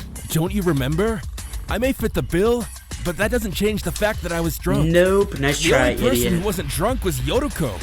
Don't tell me you all forgot about that. Yeah, that's true, but... Yoriko was the only sober person at the party, and even she agrees I was drunk. How could I possibly have killed Yuri? You You all and I said lied. the culprit made serious preparations. Stuff like trial runs. Wouldn't that be impossible to do if you're drunk? Are you guys really accusing me as the culprit? Just because I fit your little conditions? Oh my god, Sora, tell him to If you shut up. are, I'm about to get really mad. No, if we assume that Hajime is the culprit, every puzzle piece fits right into place. Suppose we should discuss just how those pieces fit as our next discussion. Okay, here we go. Let's end this, dude. It's so over for him.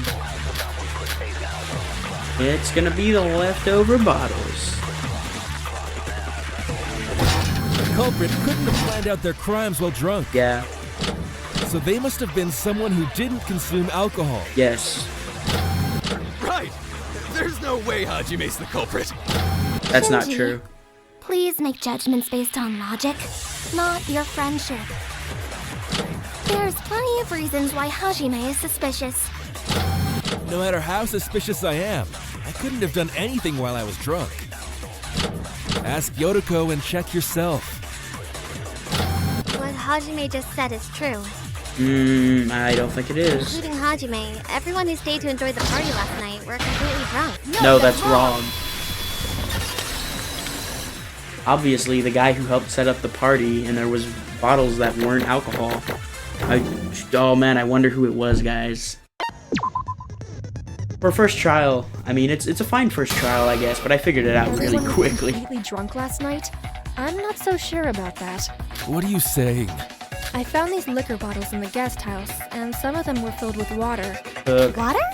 At first, I thought it was mixed in during the whole mess of alcohol being brought to the party, but now that I think about it, it's possible that the culprit was just pretending to be drunk and drank water instead. Wait a minute. I don't remember much because of my foggy memory, but are you saying that someone was just acting as if they were drunk? Yes. If Hajime was acting drunk during the party, he knew we would cross him off the suspect list. There's more to it than just that.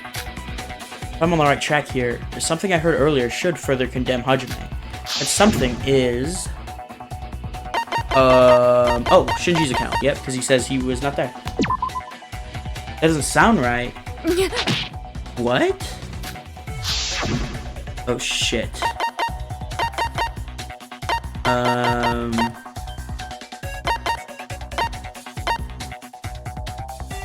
I actually don't know then. To this? Oh shit, I actually don't know what this is.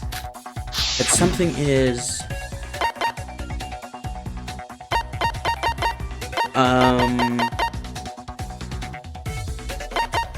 I really don't know, actually.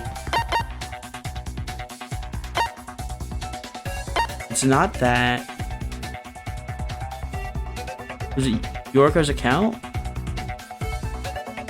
Got it. Okay, it was this. Yoriko, do you remember what you told me earlier? You said Yuri left to go to the washroom before you all went back to the monocruise. Sure. Yes, I did. Didn't you also say that someone else left with Yuri at that time? You said you couldn't remember who that someone was, but do you think that person could have been Hajime? Huh? Give me a second to think. Well, Wait, I think I remember. That person told us to go ahead while he took Riri to the washroom. They told us they'd follow us back right after. They had blonde hair and bulky muscles. It was Mac! Oh, thanks for remembering Yes, now. I believe it was. I wasn't paying much attention back then because I was under the influence. The thought that a murder would occur. You guys hardly all crossed just my remembered mind that this right night. now? Are you kidding me? you both remember? Jeez, why can't I remember? Even the drunk people remember what happened. Why couldn't you, Yoriko? Because your brain has more air bubbles than last night's booze. Damn. I can't take note of everything while I'm completely absorbed in taking care of drunk people. It's fair, Why she are did you have being 5 so drinks harsh with her, me? but... Because your bad memory frustrates me. Damn. Had you remembered, we could have pinned down the culprit much faster than we did. But thanks to the testimonies from the others, I think we have got the culprit set in He's stone. cooked. It's over for Harry him. must have been completely drunk. He couldn't even walk on his own. In fact, wouldn't he nearly be out cold, considering the fact that he didn't refuse help from a man like Hajime? So Hajime lied about Yuri going to the washroom and left off with him, then never came back to the mono cruise. Considering Hajime as the culprit allows everything we've talked about so far to make perfect sense. Game over, Hajime. Did you really murder Yuri? I'll extinguish ya! Oh, come on, bro. Don't do this. Wait! Sora, please! Hajime's the culprit? That can't be right! Hajime has an alibi, please!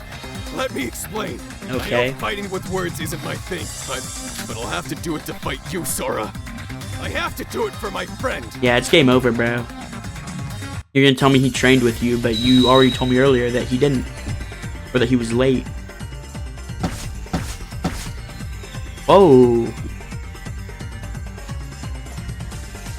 Hajime and I go jogging every morning. That's our routine right after waking up.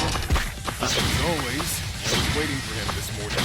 Like I said, while I was waiting, I saw Yuroki leaving the monocruise. Hajime did arrive a little bit later than usual, but committing murder in that small gap is impossible. No. He's a cool guy. When a man's gotta go, he's gotta go. You can't blame him for that. I absolutely can. Shinji, don't you think the fact that he arrived late itself rouses suspicion? Hajime is pretty strict about time as far as I know. Even if what you said is true, something about his actions are strange. Yes, certainly strange. But when the discovery announcement was made, Hajime was with us at the dining hall. Hajime committed the murder at the bell tower. He wouldn't have returned in time to meet with us. I'll pierce through Oh. those words. I think this is it. I don't understand how this is it. I just shot it there, actually. I'm gonna be honest with you. Boom. Hell yeah, goated. Goated with the sauce, goated with the sauce. Then I do I shimmy and shit. Sorry, Shinji. Hajime actually could have easily made it back in time. The body discovery announcement was made sometime after Yuri's death. What? Of course. The announcement is only made when 3 or more people discover the body. There was no announcement when Sora and I saw Yuri's corpse. Oh, I get it. Because Monoko announced the discovery only after we ran to the top and met Yoriko, and she also saw the body. Yep, I see it now. So, did it go something like this? From Yuri's death to the body discovery announcement, the culprit had extra time to move around while Sora and Yuki climbed up the stairs. Yep. As everyone who used the stairs during the investigation knows, it takes at least 5 minutes to get to the top. Of course, the culprit was able to quickly get down safely by jumping off the tower using his fulcrum mechanism. This is a small island. If you run fast enough from the bell tower to the monocruise, wouldn't it be possible to meet with everyone else at the dining hall before the announcement? Then... Wait, but didn't Shinji say he went jogging with Hajime? He lied. Yuri died at 7:30 a.m. If they went jogging together right after the morning announcement, how did Hajime kill Yuri? Shinji and I briefly parted ways while jogging. But that was just to get your crow card that you left at the guest house, right? And even that didn't take more than 10 minutes! Executing this whole murder plan in such a short time isn't possible! There's one thing that keeps bothering me. Do we agree that the culprit attacked Yuko right after the door opened, and then they carried her to the top of the tower? If so, they attacked Yuko and moved her to the bell tower at 7 o'clock on the dime. Okay. Returned to the monocruise and met with Shin, started jogging, parted with him, and went to the top of the tower again. Checked that you and Rara were there, and murdered Riri by jumping off. Dealt with the rope and the life vest, and then came back to the monocruise. All within such a short period of time? Shinji, at what time did you meet with Hajime this morning? Well, it was around 7:15 a.m. Even if we say the culprit ambushed Yoriko at 7 a.m., 5 minutes to run to the tower, 5 minutes to rush up the stairs, 5 minutes to rush back down, 5 minutes back to the cruise, there just wouldn't be enough time, even if Hajime buffed up his strength somehow. Oh, there'd be enough time, alright. All you have to do is remove a step, and all the pieces fit perfectly into place. Remove a step? Were the stairs the only way down? No. He could have slid down the rope, as if he were riding an elevator. Wait, what? Didn't he already adjust their rope length for that?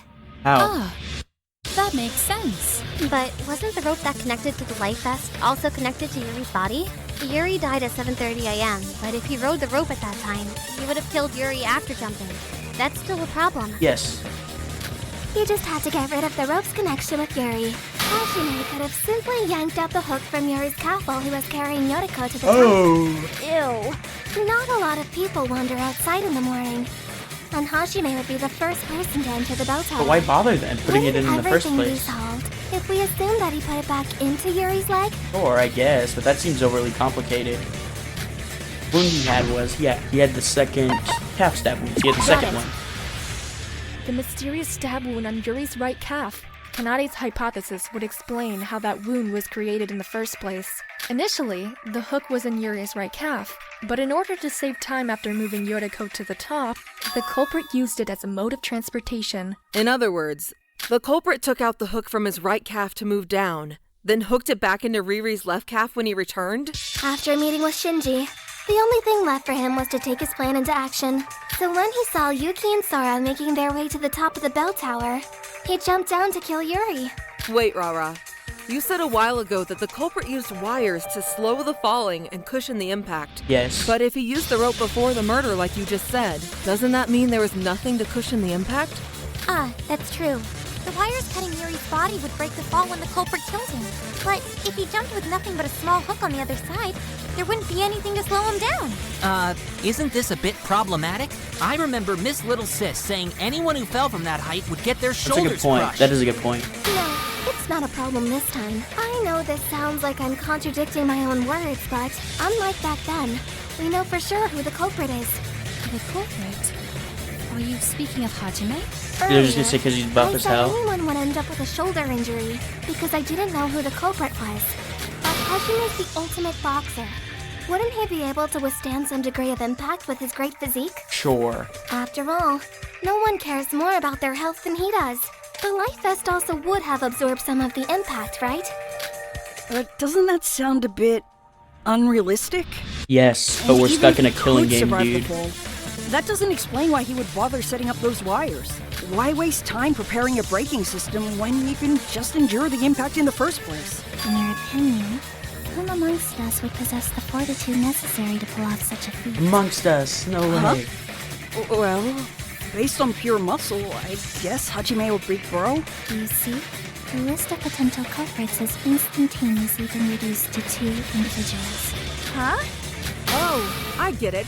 The fact that they were set up could be so the culprit could use their existence as an alibi. If there weren't any breaks, the second that jumping trick was revealed, I see. our first Okay. question would obviously be, who could endure the impact? Exactly. Of course. He also might have still needed a safety device to lessen the pain of the full impact. Regardless of whether or not Hajime ended up enduring the impact, it's a definitive truth that the culprit jumped twice from the top of the bell tower. I get it and therefore now. our conclusion would also be correct. Perhaps we should also examine Hajime's shoulders and see if we find any other condemning evidence. Yeah, the culprit would have had plenty of time at night to estimate the strength of the impact through experimentation.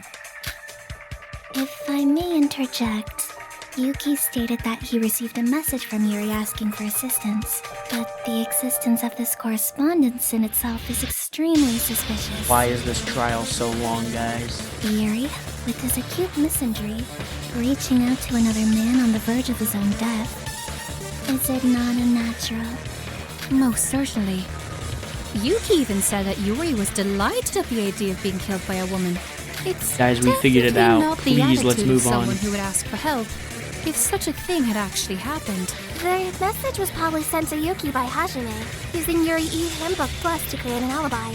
That way, he'd be able to make whoever witnessed the murder scene run up to the top of the tower to catch the culprit. Now I see why he used a syringe with measurements on it to inject the anesthetic.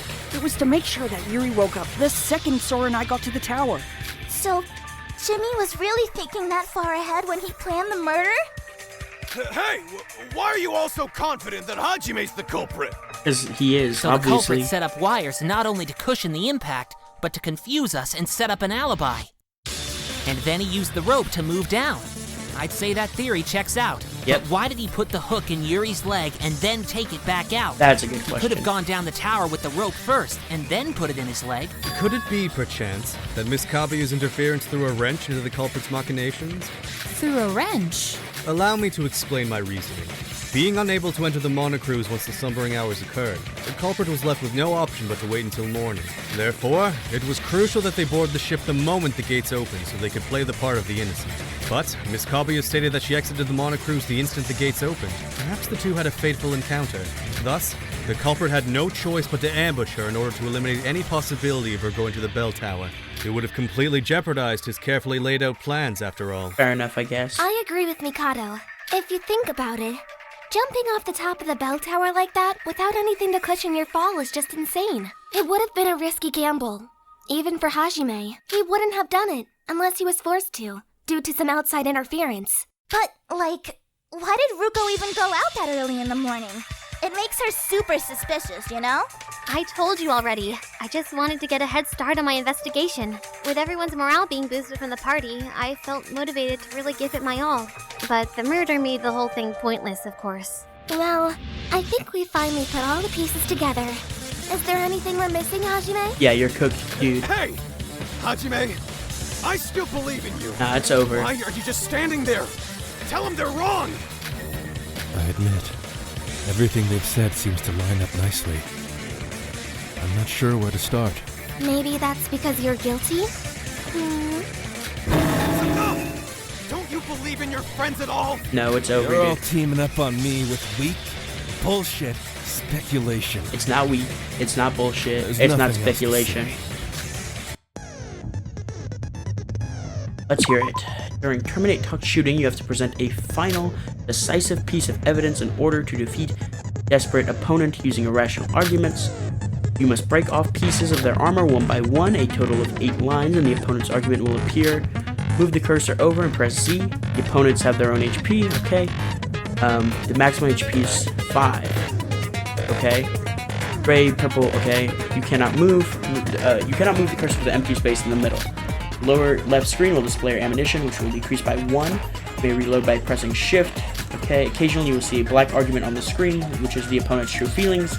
True feelings are comments arising from the weaker parts. If you shoot them, you will take damage, okay?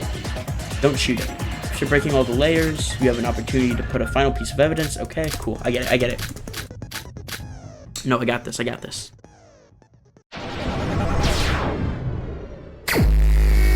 Here we go.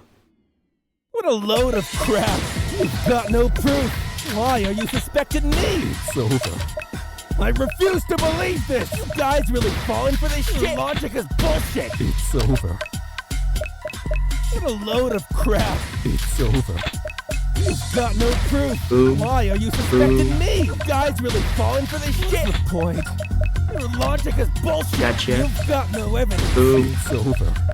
You guys really falling for this shit? I refuse to believe this! What a load of crap! Boom. Why are you suspecting me? Why is this gonna take so long? I refuse to believe this! You guys really falling for this shit? Logic is bullshit! It's over. What a load of crap! That ain't convincing! You've got no proof! Boom. Oh my god, why is this gonna be so long? I refuse I'm to so believe tired. I this. have to be up early Logic is too. This bullshit. sucks. You've got no evidence. That ain't convincing. Oh. You guys really falling for Here we go. this shit? I almost didn't make it there This for that is one a in load the of bottom right crap. corner. Why are you suspecting me? It's over. Oh my god, this is like barely a quarter. You guys really falling for this shit? It's over. You've got no evidence. What a load of crap. This could have been like half as long. Oh, there we go. I refuse to believe this! Logic is bullshit! What's the point?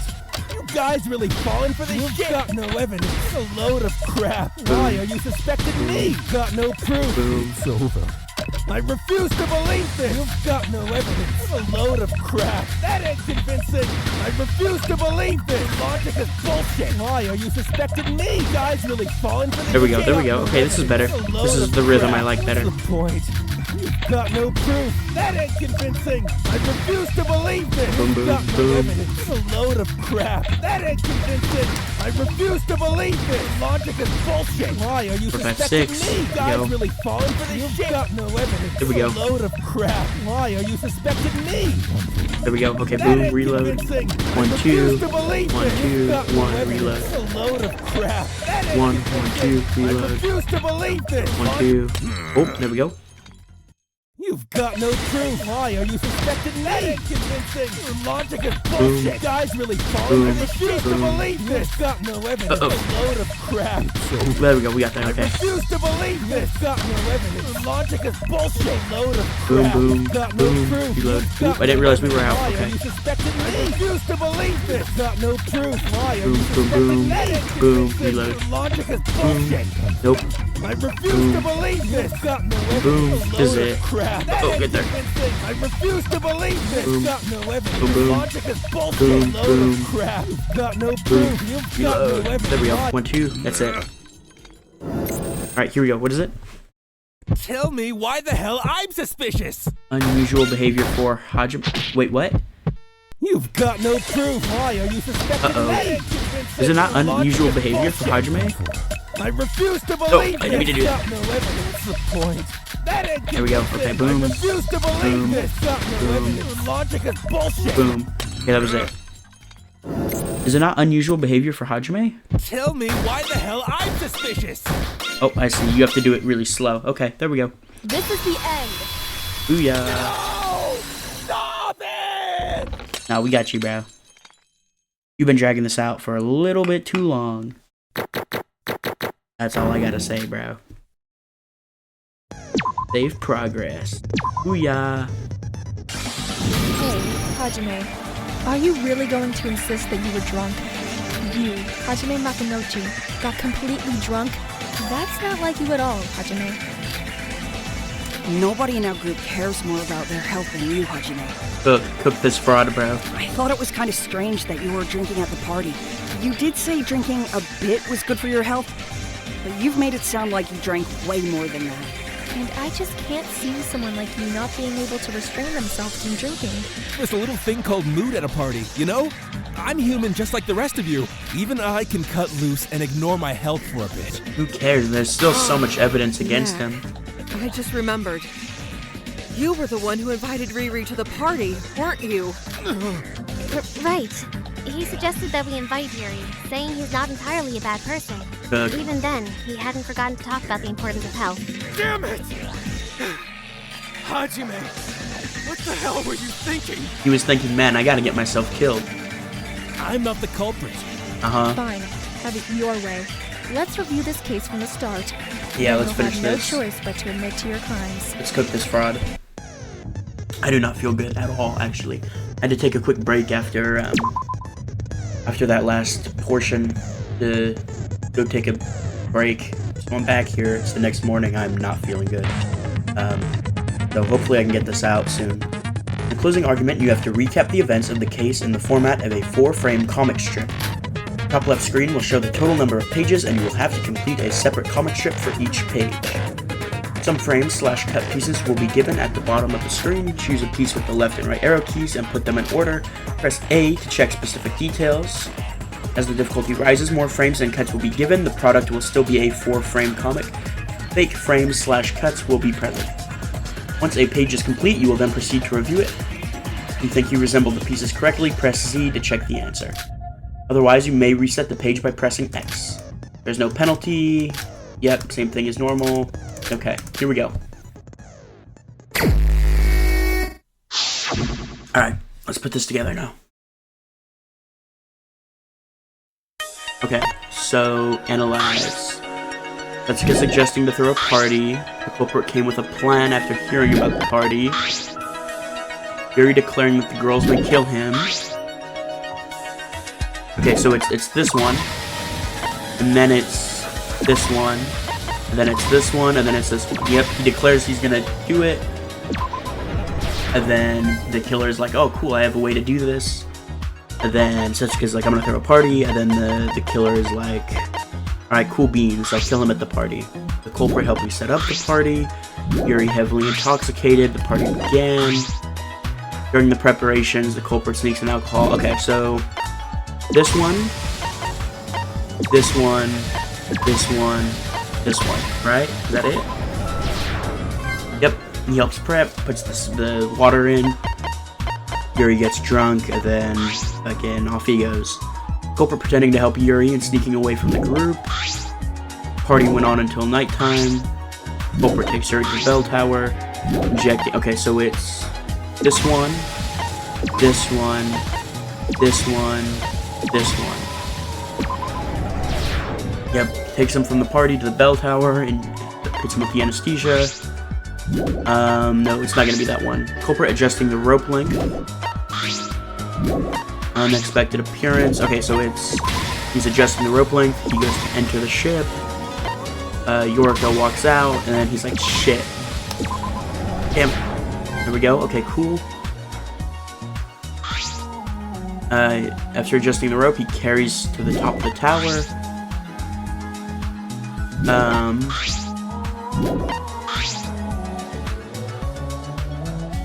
Okay, this one. This one. He takes it out, hooks him, and like that. Confirm. Yep, I'm so smart. Culprit puts the hook back into the other calf. Parts with Shinji. Returns to the Mono Cruise in the shortest time possible. Meets up with Shinji. Okay, so it's meets up with Shinji, departs, sticks it back in his leg, and then sends the message. Okay, there we go. I'm so smart. I'm so smart, bruh. And then let's see here. Okay, Yuri reads the message, or Yuki reads the message. And then we see the body, right? Yep, this one. And then Yuri ascends to the top as the culprit is falling. Jumps. This gets brought up. Boom. I'm so smart. Hell yeah, dude. Okay. Yuri and I discover his corpse. Yuri's savagely cut by the wires. Falls back down. So he's cut by all the wires. He cuts it. He falls. And we see the corpse. Booyah. Okay, then not that one. Culprit returns to the Mono Cruise. I guess he heads back, right? He gets rid of the incriminating evidence. They head to the top of the stairs. There's this. Oh, he returns. Yep, he returns to the cafeteria, and then he gets shocked with the BDA. Oh, shit. Okay, it's switched. It's this one, this one, this one, this one. It could have gone in any order there. Okay, there we go. Of the case. It all began when Yuri started saying all that weird stuff about wanting to die for a single woman. He knew we were all growing desperate, so he offered any girl the chance to kill him and escape. Unfortunately, his words caught the attention of this case's culprit. If Yuri had been killed, everyone would suspect a woman of being the culprit. The culprit used this to their advantage in the murder. However, Yuri had locked himself away and only answered to women.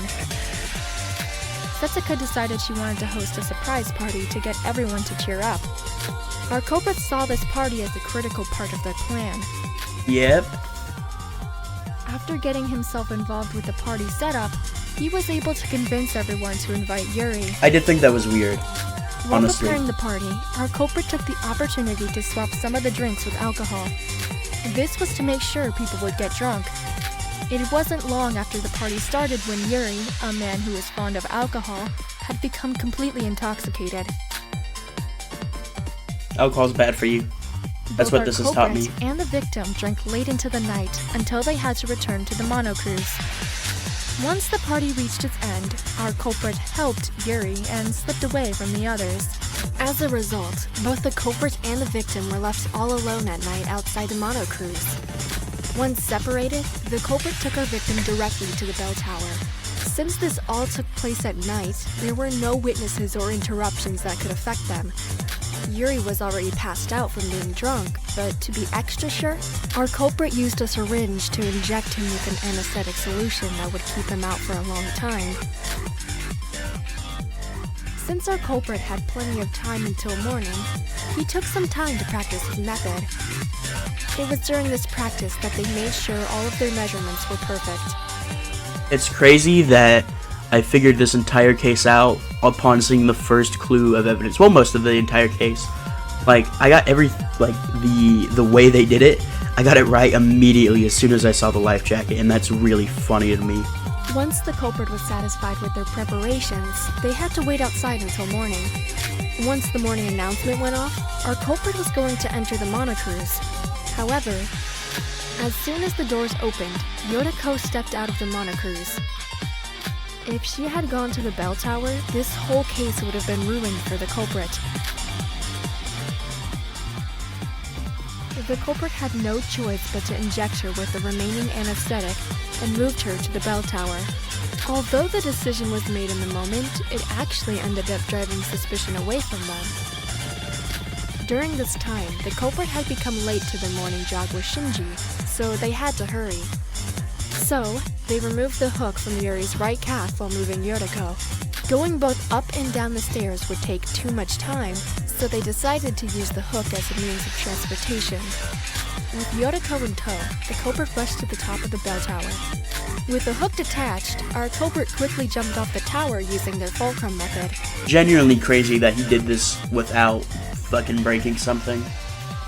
Like, I get he's, like, strong, but that's still insane. That's not how physics work. They would injure themselves without the weight of Yuri and the wires to slow them down. But they decided to take a risk and put their faith into their fitness and health. Luckily for our culprit, his talent was perfect for something like this. The culprit, who had shortened his travel time, joined with Shinji in the mono cruise. During the jog, our culprit made an excuse to depart from Shinji for a moment. Returning to the bell tower, the culprit rearranged the hook placement. They couldn't reuse the right calf, as it had been completely torn up. I guess? I mean, he probably could have, honestly, but whatever. They inserted it into the left calf. This is the reason he had wounds on both of his calves. Once everything was ready, the culprit used Yuri's e-handbook plus to send a distress message to Yuki. As Yuki received the distress message, our culprit quickly made their way up to the bell tower. Once the culprit heard that we had arrived and Yuri had woken up, the culprit jumped off the bell tower once again. Yuri, who was connected to the life jacket via the hooks, was sent flying into the air. As Yuri flew up, he was cut by several sharp wires that had been set up by the culprit. The culprit, now safely on the ground, cut the rope and Yuri was sent falling downwards to finish him off. Since there was nothing to slow his fall, it was without a doubt the true cause of death. Yuri, who we had just witnessed alive a moment earlier, was now a bloody mess on the ground. This is the truth of Yuri's death as Yuki and I had witnessed it. Oh my god, this is such a long closing argument. We decided to rush up the stairs, hoping to find the culprit at the top. The case was not this complicated. While we rushed to the top, the culprit disposed of the life jacket and was hurried towards the monocruise. Doing so would give them an alibi when the body discovery announcement went off. Fortunately for them and their fitness, they were able to make it back in time for the announcement. Right after the body discovery announcement, the culprit made their way to the bell tower with everyone else. In doing so, they reacted innocently with everyone else and pretended to be shocked by the event. However, this was all an act. In truth, they had been the one to kill Yuri. That culprit is without a doubt Hajime. We win these, we win these.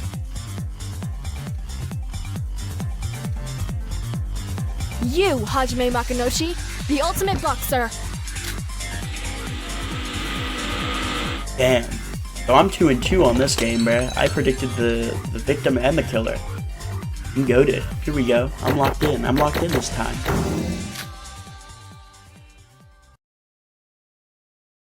It's over, Hajime. You are the culprit. Yeah, cook that fraud. Well, I guess I can't argue against that. Does that mean? It can't be helped. They got it all right. I'm sorry, Shinji, but I'm the culprit. Damn. He just admitted to that shit. Not that it mattered, I mean, we had him dead to rights anyway.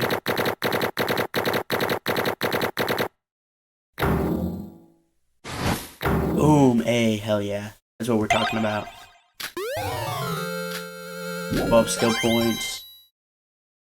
How many? Ooh, hold, that's a lot. Okay, 11,000. Oh, there's more. Additional 2,800. Alright. Can't wait to not use it because the game crashes when I do free time. Conclusion? That wasn't nearly as interesting as I thought it would be. Are you ready to see if your answer is right or wrong? It's right. I said this about like 2.5 hours ago. One chance. I will assume that you've had enough time and proceed to the voting. Please. Ladies and gentlemen, use the panel in front of you to vote for who you believe to be the culprit. Will you make the right choice or the dreadfully wrong one? What is it going to be? Alright, here we go.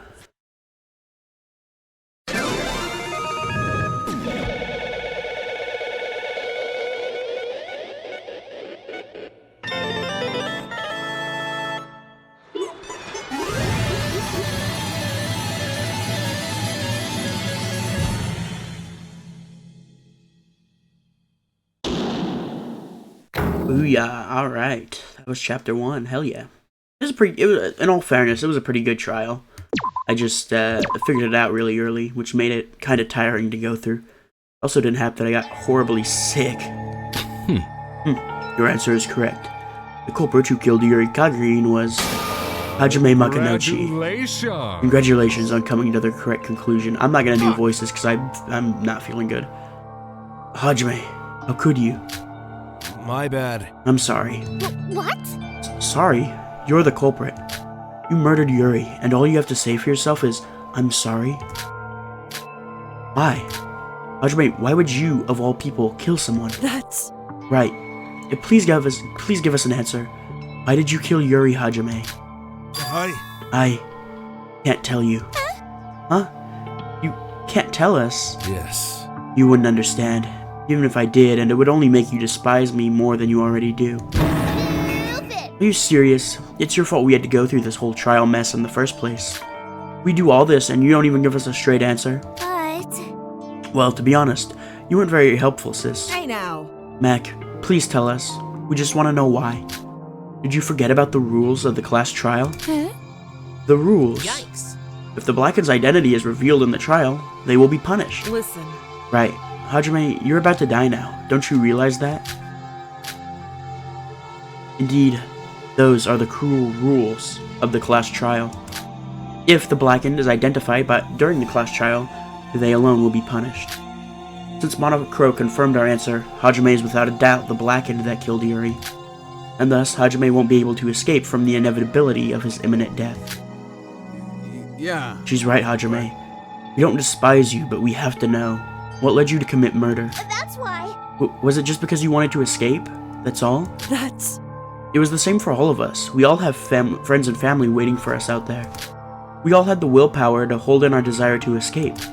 It's hard to believe that Hajime would just murder someone because he wanted to leave. To be honest... You must have had another reason. Something that pushed you to commit murder. Mac, just tell us what it was. If you don't, I really don't know if we'll ever be able to move forward from this. My bad. I'm sorry. I still can't tell you. Hajime. But... You're right. I didn't kill Yuri just to get off this island. I had to commit murder. So I did. My decision didn't have a process. The only thing left to behold is the outcome. Whatever my true reason was, I killed Yuri. I'm not trying to make any excuse here. I just want to die the way I am now. As a murderer.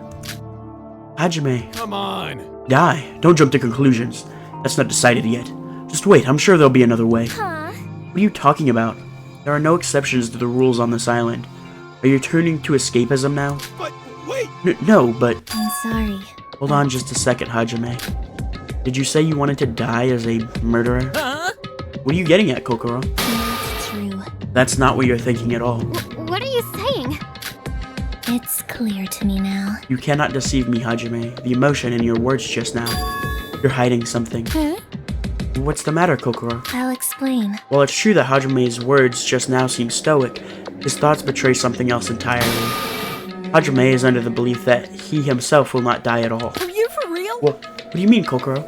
Are you reading his thoughts or something? Aside from that... I know your mind reading is real, Koko, but doesn't it seem a bit off for Mac to think that way right now? Well...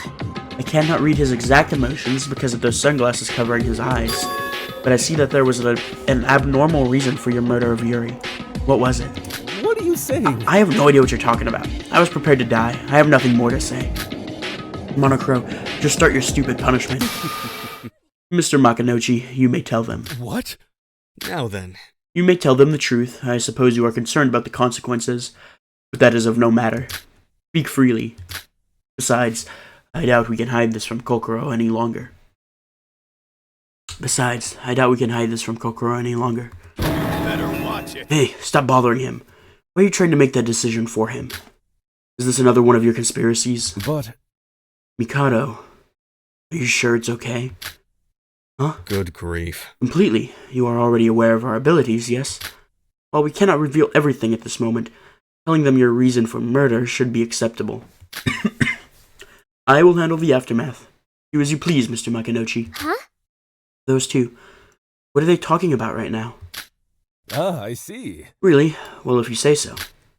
Nothing's ever gone wrong listening to you. Hajime? What's going on here? After finishing that sentence, Hajime took a deep breath. Then he spoke.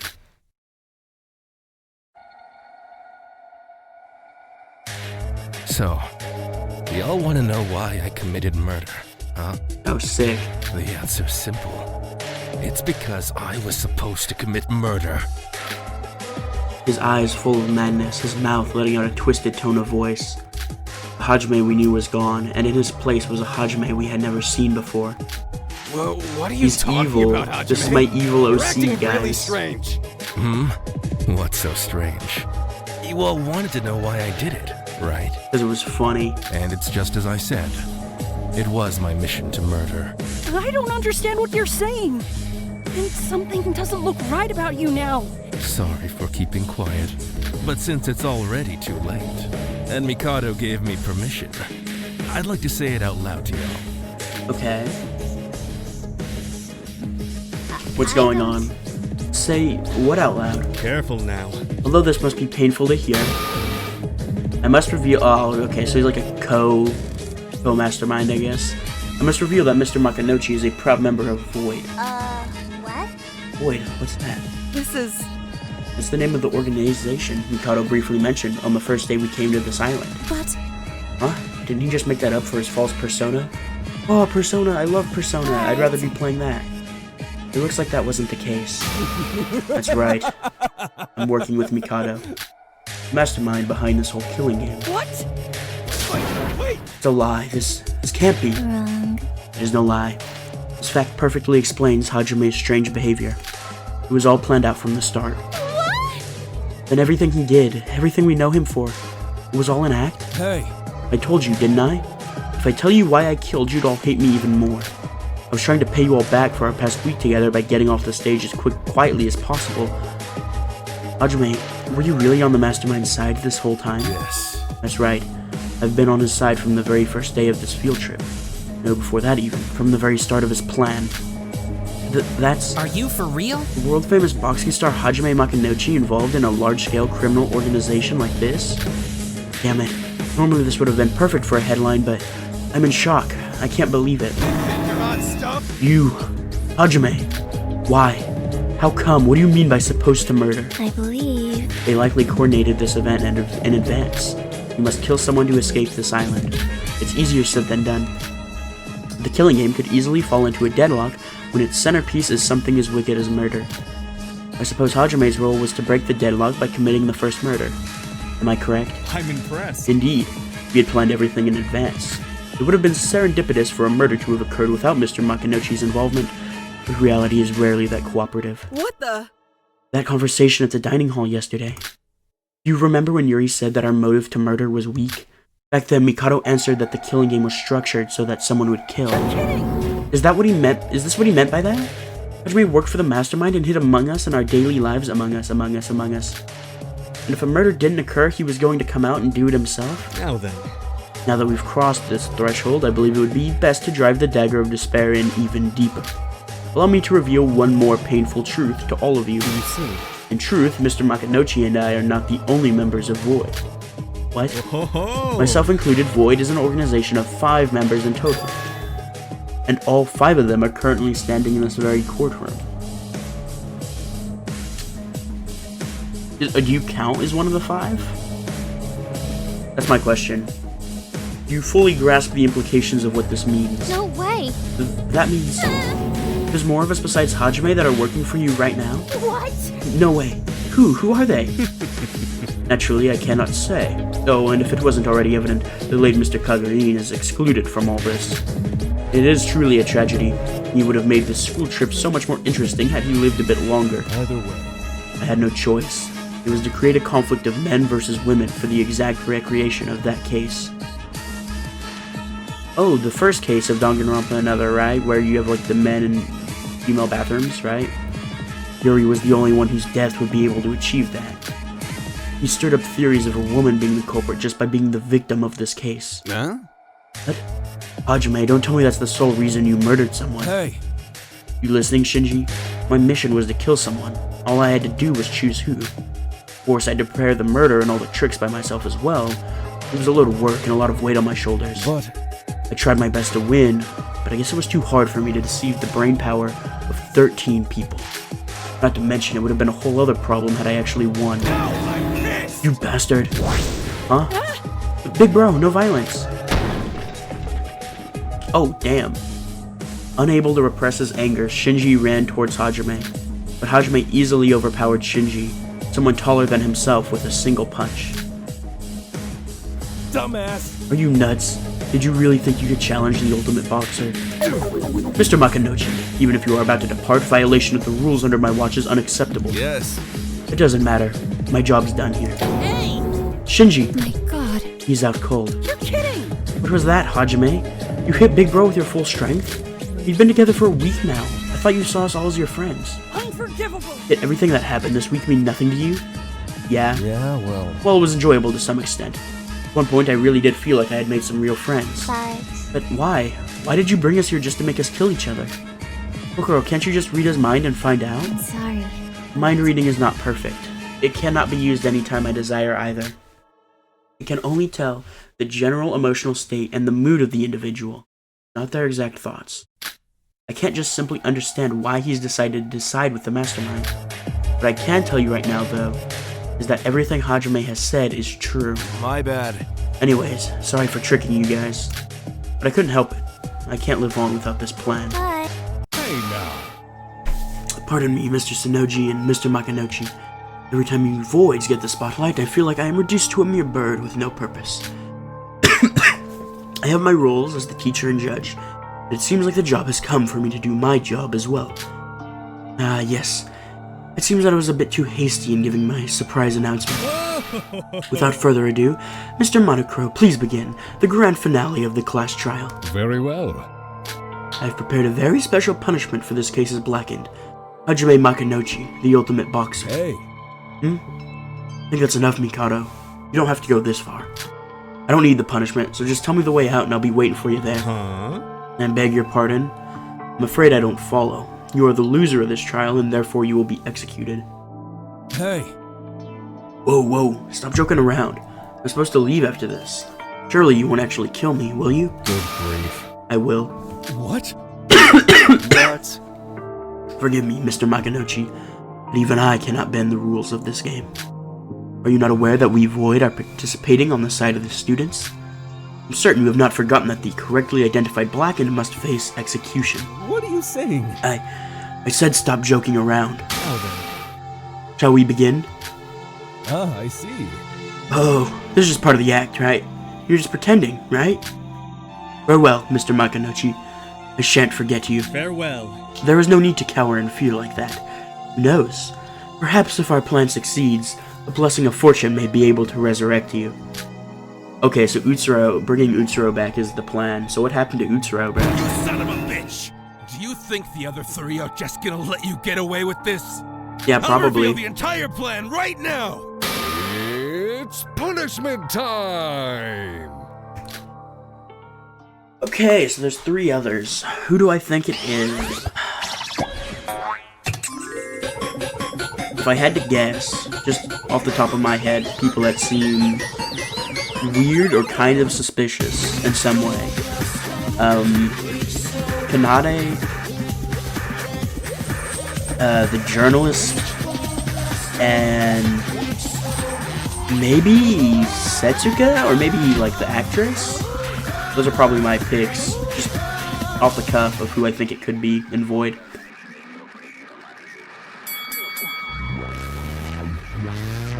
Oh nice, they're just gonna beat the shit out of him.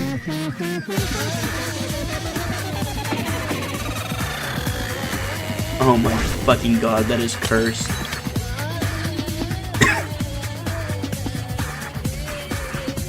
Oh, it's like one of those punching machines like at the arcade. This is how I feel right now, I'm not gonna lie.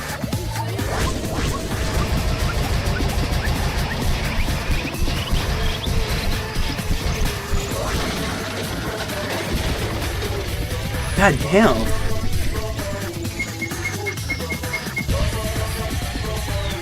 God damn. Just beat him to fucking death, okay. Jesus. Hey, it works. Oh. Oh, okay. What the? They turned him into a marketable plushie. No, Mikado, don't turn me into a marketable plushie. That was fucked up. So they beat the shit out of him and then shredded his body. That's big time fucked up. Alright. My apologies again, Mr. Makinochi, but you should have realized, no matter what may befall you, the Void all have no choice but to obey me without question. Farewell. Adios, Mr. Makinochi. Thank you for the entertainment. What was that? My god. Is this real? Although he had sided with the mastermind and killed Yuri, the life of a person who had been breathing and alive a moment ago had vanished in another. As we witnessed the shocking scene, no one was able to let out a word about the sudden influx of new information. Hey. Huh? Oh, have you finally awakened? Just now, I sensed that some interesting stuff was going on. So let me get this straight. Anyway, here's what you said. There are 5 masterminds among us, oh my god, including yourself. Said masterminds are pre-planned to carry out murder if none of us do. And you guys are making us participate in this in order to achieve some kind of purpose. Well done. That would be correct. Alright. Then why did you just betray your allies? So what? Like the boxer said, I don't think the other 3 are just gonna twiddle their thumbs and do nothing about this. What do you think? Careful now. Mr. Hashimoto, correct me if I'm wrong, but is it not your creed to stay out of the affairs of others, lest it benefit you directly? Are you serious right now? I do. It's just out of curiosity. Satisfying my curiosity would directly benefit me, right? Ah, shit. From the moment you revealed yourself as the mastermind on the first day here, I still have yet to figure you out even one bit. I gotta wonder how perfect your plan is for you to be okay with all the ways you're spoiling things. Our business is none of your concern. This applies to the remaining 3 members of Void as well. I can understand that you may be confounded by my actions today, Now then. but as we have reached the conclusion of this trial, I ask that you please think things over carefully in your rooms. Whether this was an act of mere betrayal or a sacrifice for the greater good. After finishing his sentence, Mikado disappeared. Aside from Shobai, the rest of us stood in the class trial room without knowing what or how to speak. Well, great. Is it over? About time, I'm heading back. Now then, everyone, let's head back to the Mono Cruise. I know this is hard, even Big Sis herself here is barely standing tall right now. But we need to move on. Let's return to the Mono Cruise. Oh dear. Okay. Hey. Not happening. Oh, What? yep. Okay. I can't trust anyone aside from Kanade. Get out of my sight. What the? What are you talking about? What's more important is... Sis! Calm down and think about this first. What's your problem? How dare you interrupt your older sister when she's talking? Okay, she's back. Hey. What about you, Kanade? What if both of your sisters are members of Void? That's not true. That's easy for you to say. Sorry, but as a journalist, I suspect everything I see. Yeah, I don't like you. I think you... Well, I like him, but I think he's one of them. Hey! Wait, then what about you? Do you have any evidence you're not part of Void? You know, it's also possible to think that you planned together with Hajime to intentionally muddle up the case. Both of you working together as fellow members of Void. What did you just say? Calm down. Calm down, you guys. Why are you suddenly Okay, they get it. If Mikado and Hajime were speaking the truth, it'll be hard to put trust in anyone from now on. I'm sorry. Sorry, but carry Shinji by yourselves. If you're going to act like this, I guess I can't trust you guys either. Hey, why is everyone... There's no use. No use, Setsuka. Maybe this was how we were meant to be. We were all afraid of being killed by one another from the start. Now that we know there's 3 other masterminds in disguise, it'd be a miracle if things ever went back to the way they were before. Hey now. What's wrong with you? Sure, Riri and Mac are dead, yes, 3 of us are on the mastermind side. But what? Should we just give up on everything we've built up to this point? Don't you think that's even more ridiculous? Sorry. It may have gone too far. But at least for now, no one's in their right state of mind. Shoot. Only Big Bro was awake. This is... Everyone's gone crazy. Roha, how about you? Setsuka. Rara. Let's go. We should take Shinji to the infirmary. Oh, okay.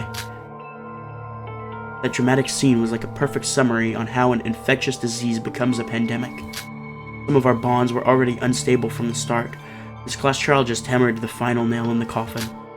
Even Setsuka, who was trying to encourage everyone, Deep behind her words could lie some form of distrust in us. Our lives together will never be the same, thanks to this class trial. All that was left was the impact of a small seed named Void that Mikado had left behind.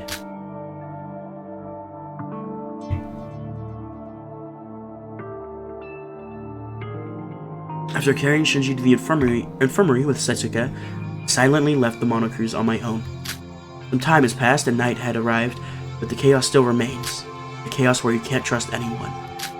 Prevailing distrust that we were currently feeling could easily lead to a murder. Is there even anything I can do about it? In my current state of affairs, all I can do is just watch. To avoid being lost inside the turmoil, I strolled along the night's seashore in silence. Who am I? Who am I to have to go through these events at this place? If anyone out there knows the answer, please tell me. What was that sound just now? Through the sound of the wind and the waves of the night sea, I heard a man's voice. Ignoring my overwhelming anxiety from hearing the sudden voice, I approached the origin of the sound. And there I found... Goat back! Let's fucking go. It's that person? Harry is alive. Let's fucking go, boys. Dude, I thought he was dead for real.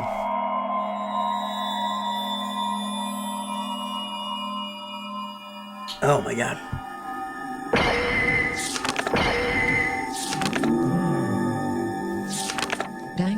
Oh shit. Okay, so he's been added. Cool. Alright, so we did have 16. Alright, cool. 5 remaining. Well, now we're down to 4. Okay. That's an interesting concept for a killing game, I will say. We got 5 masterminds. Alright. Sick. Alright. That's where I'm gonna end this for today. Thank you for watching. I've been the Wild Card, and we'll be back next time for Void Theater, apparently.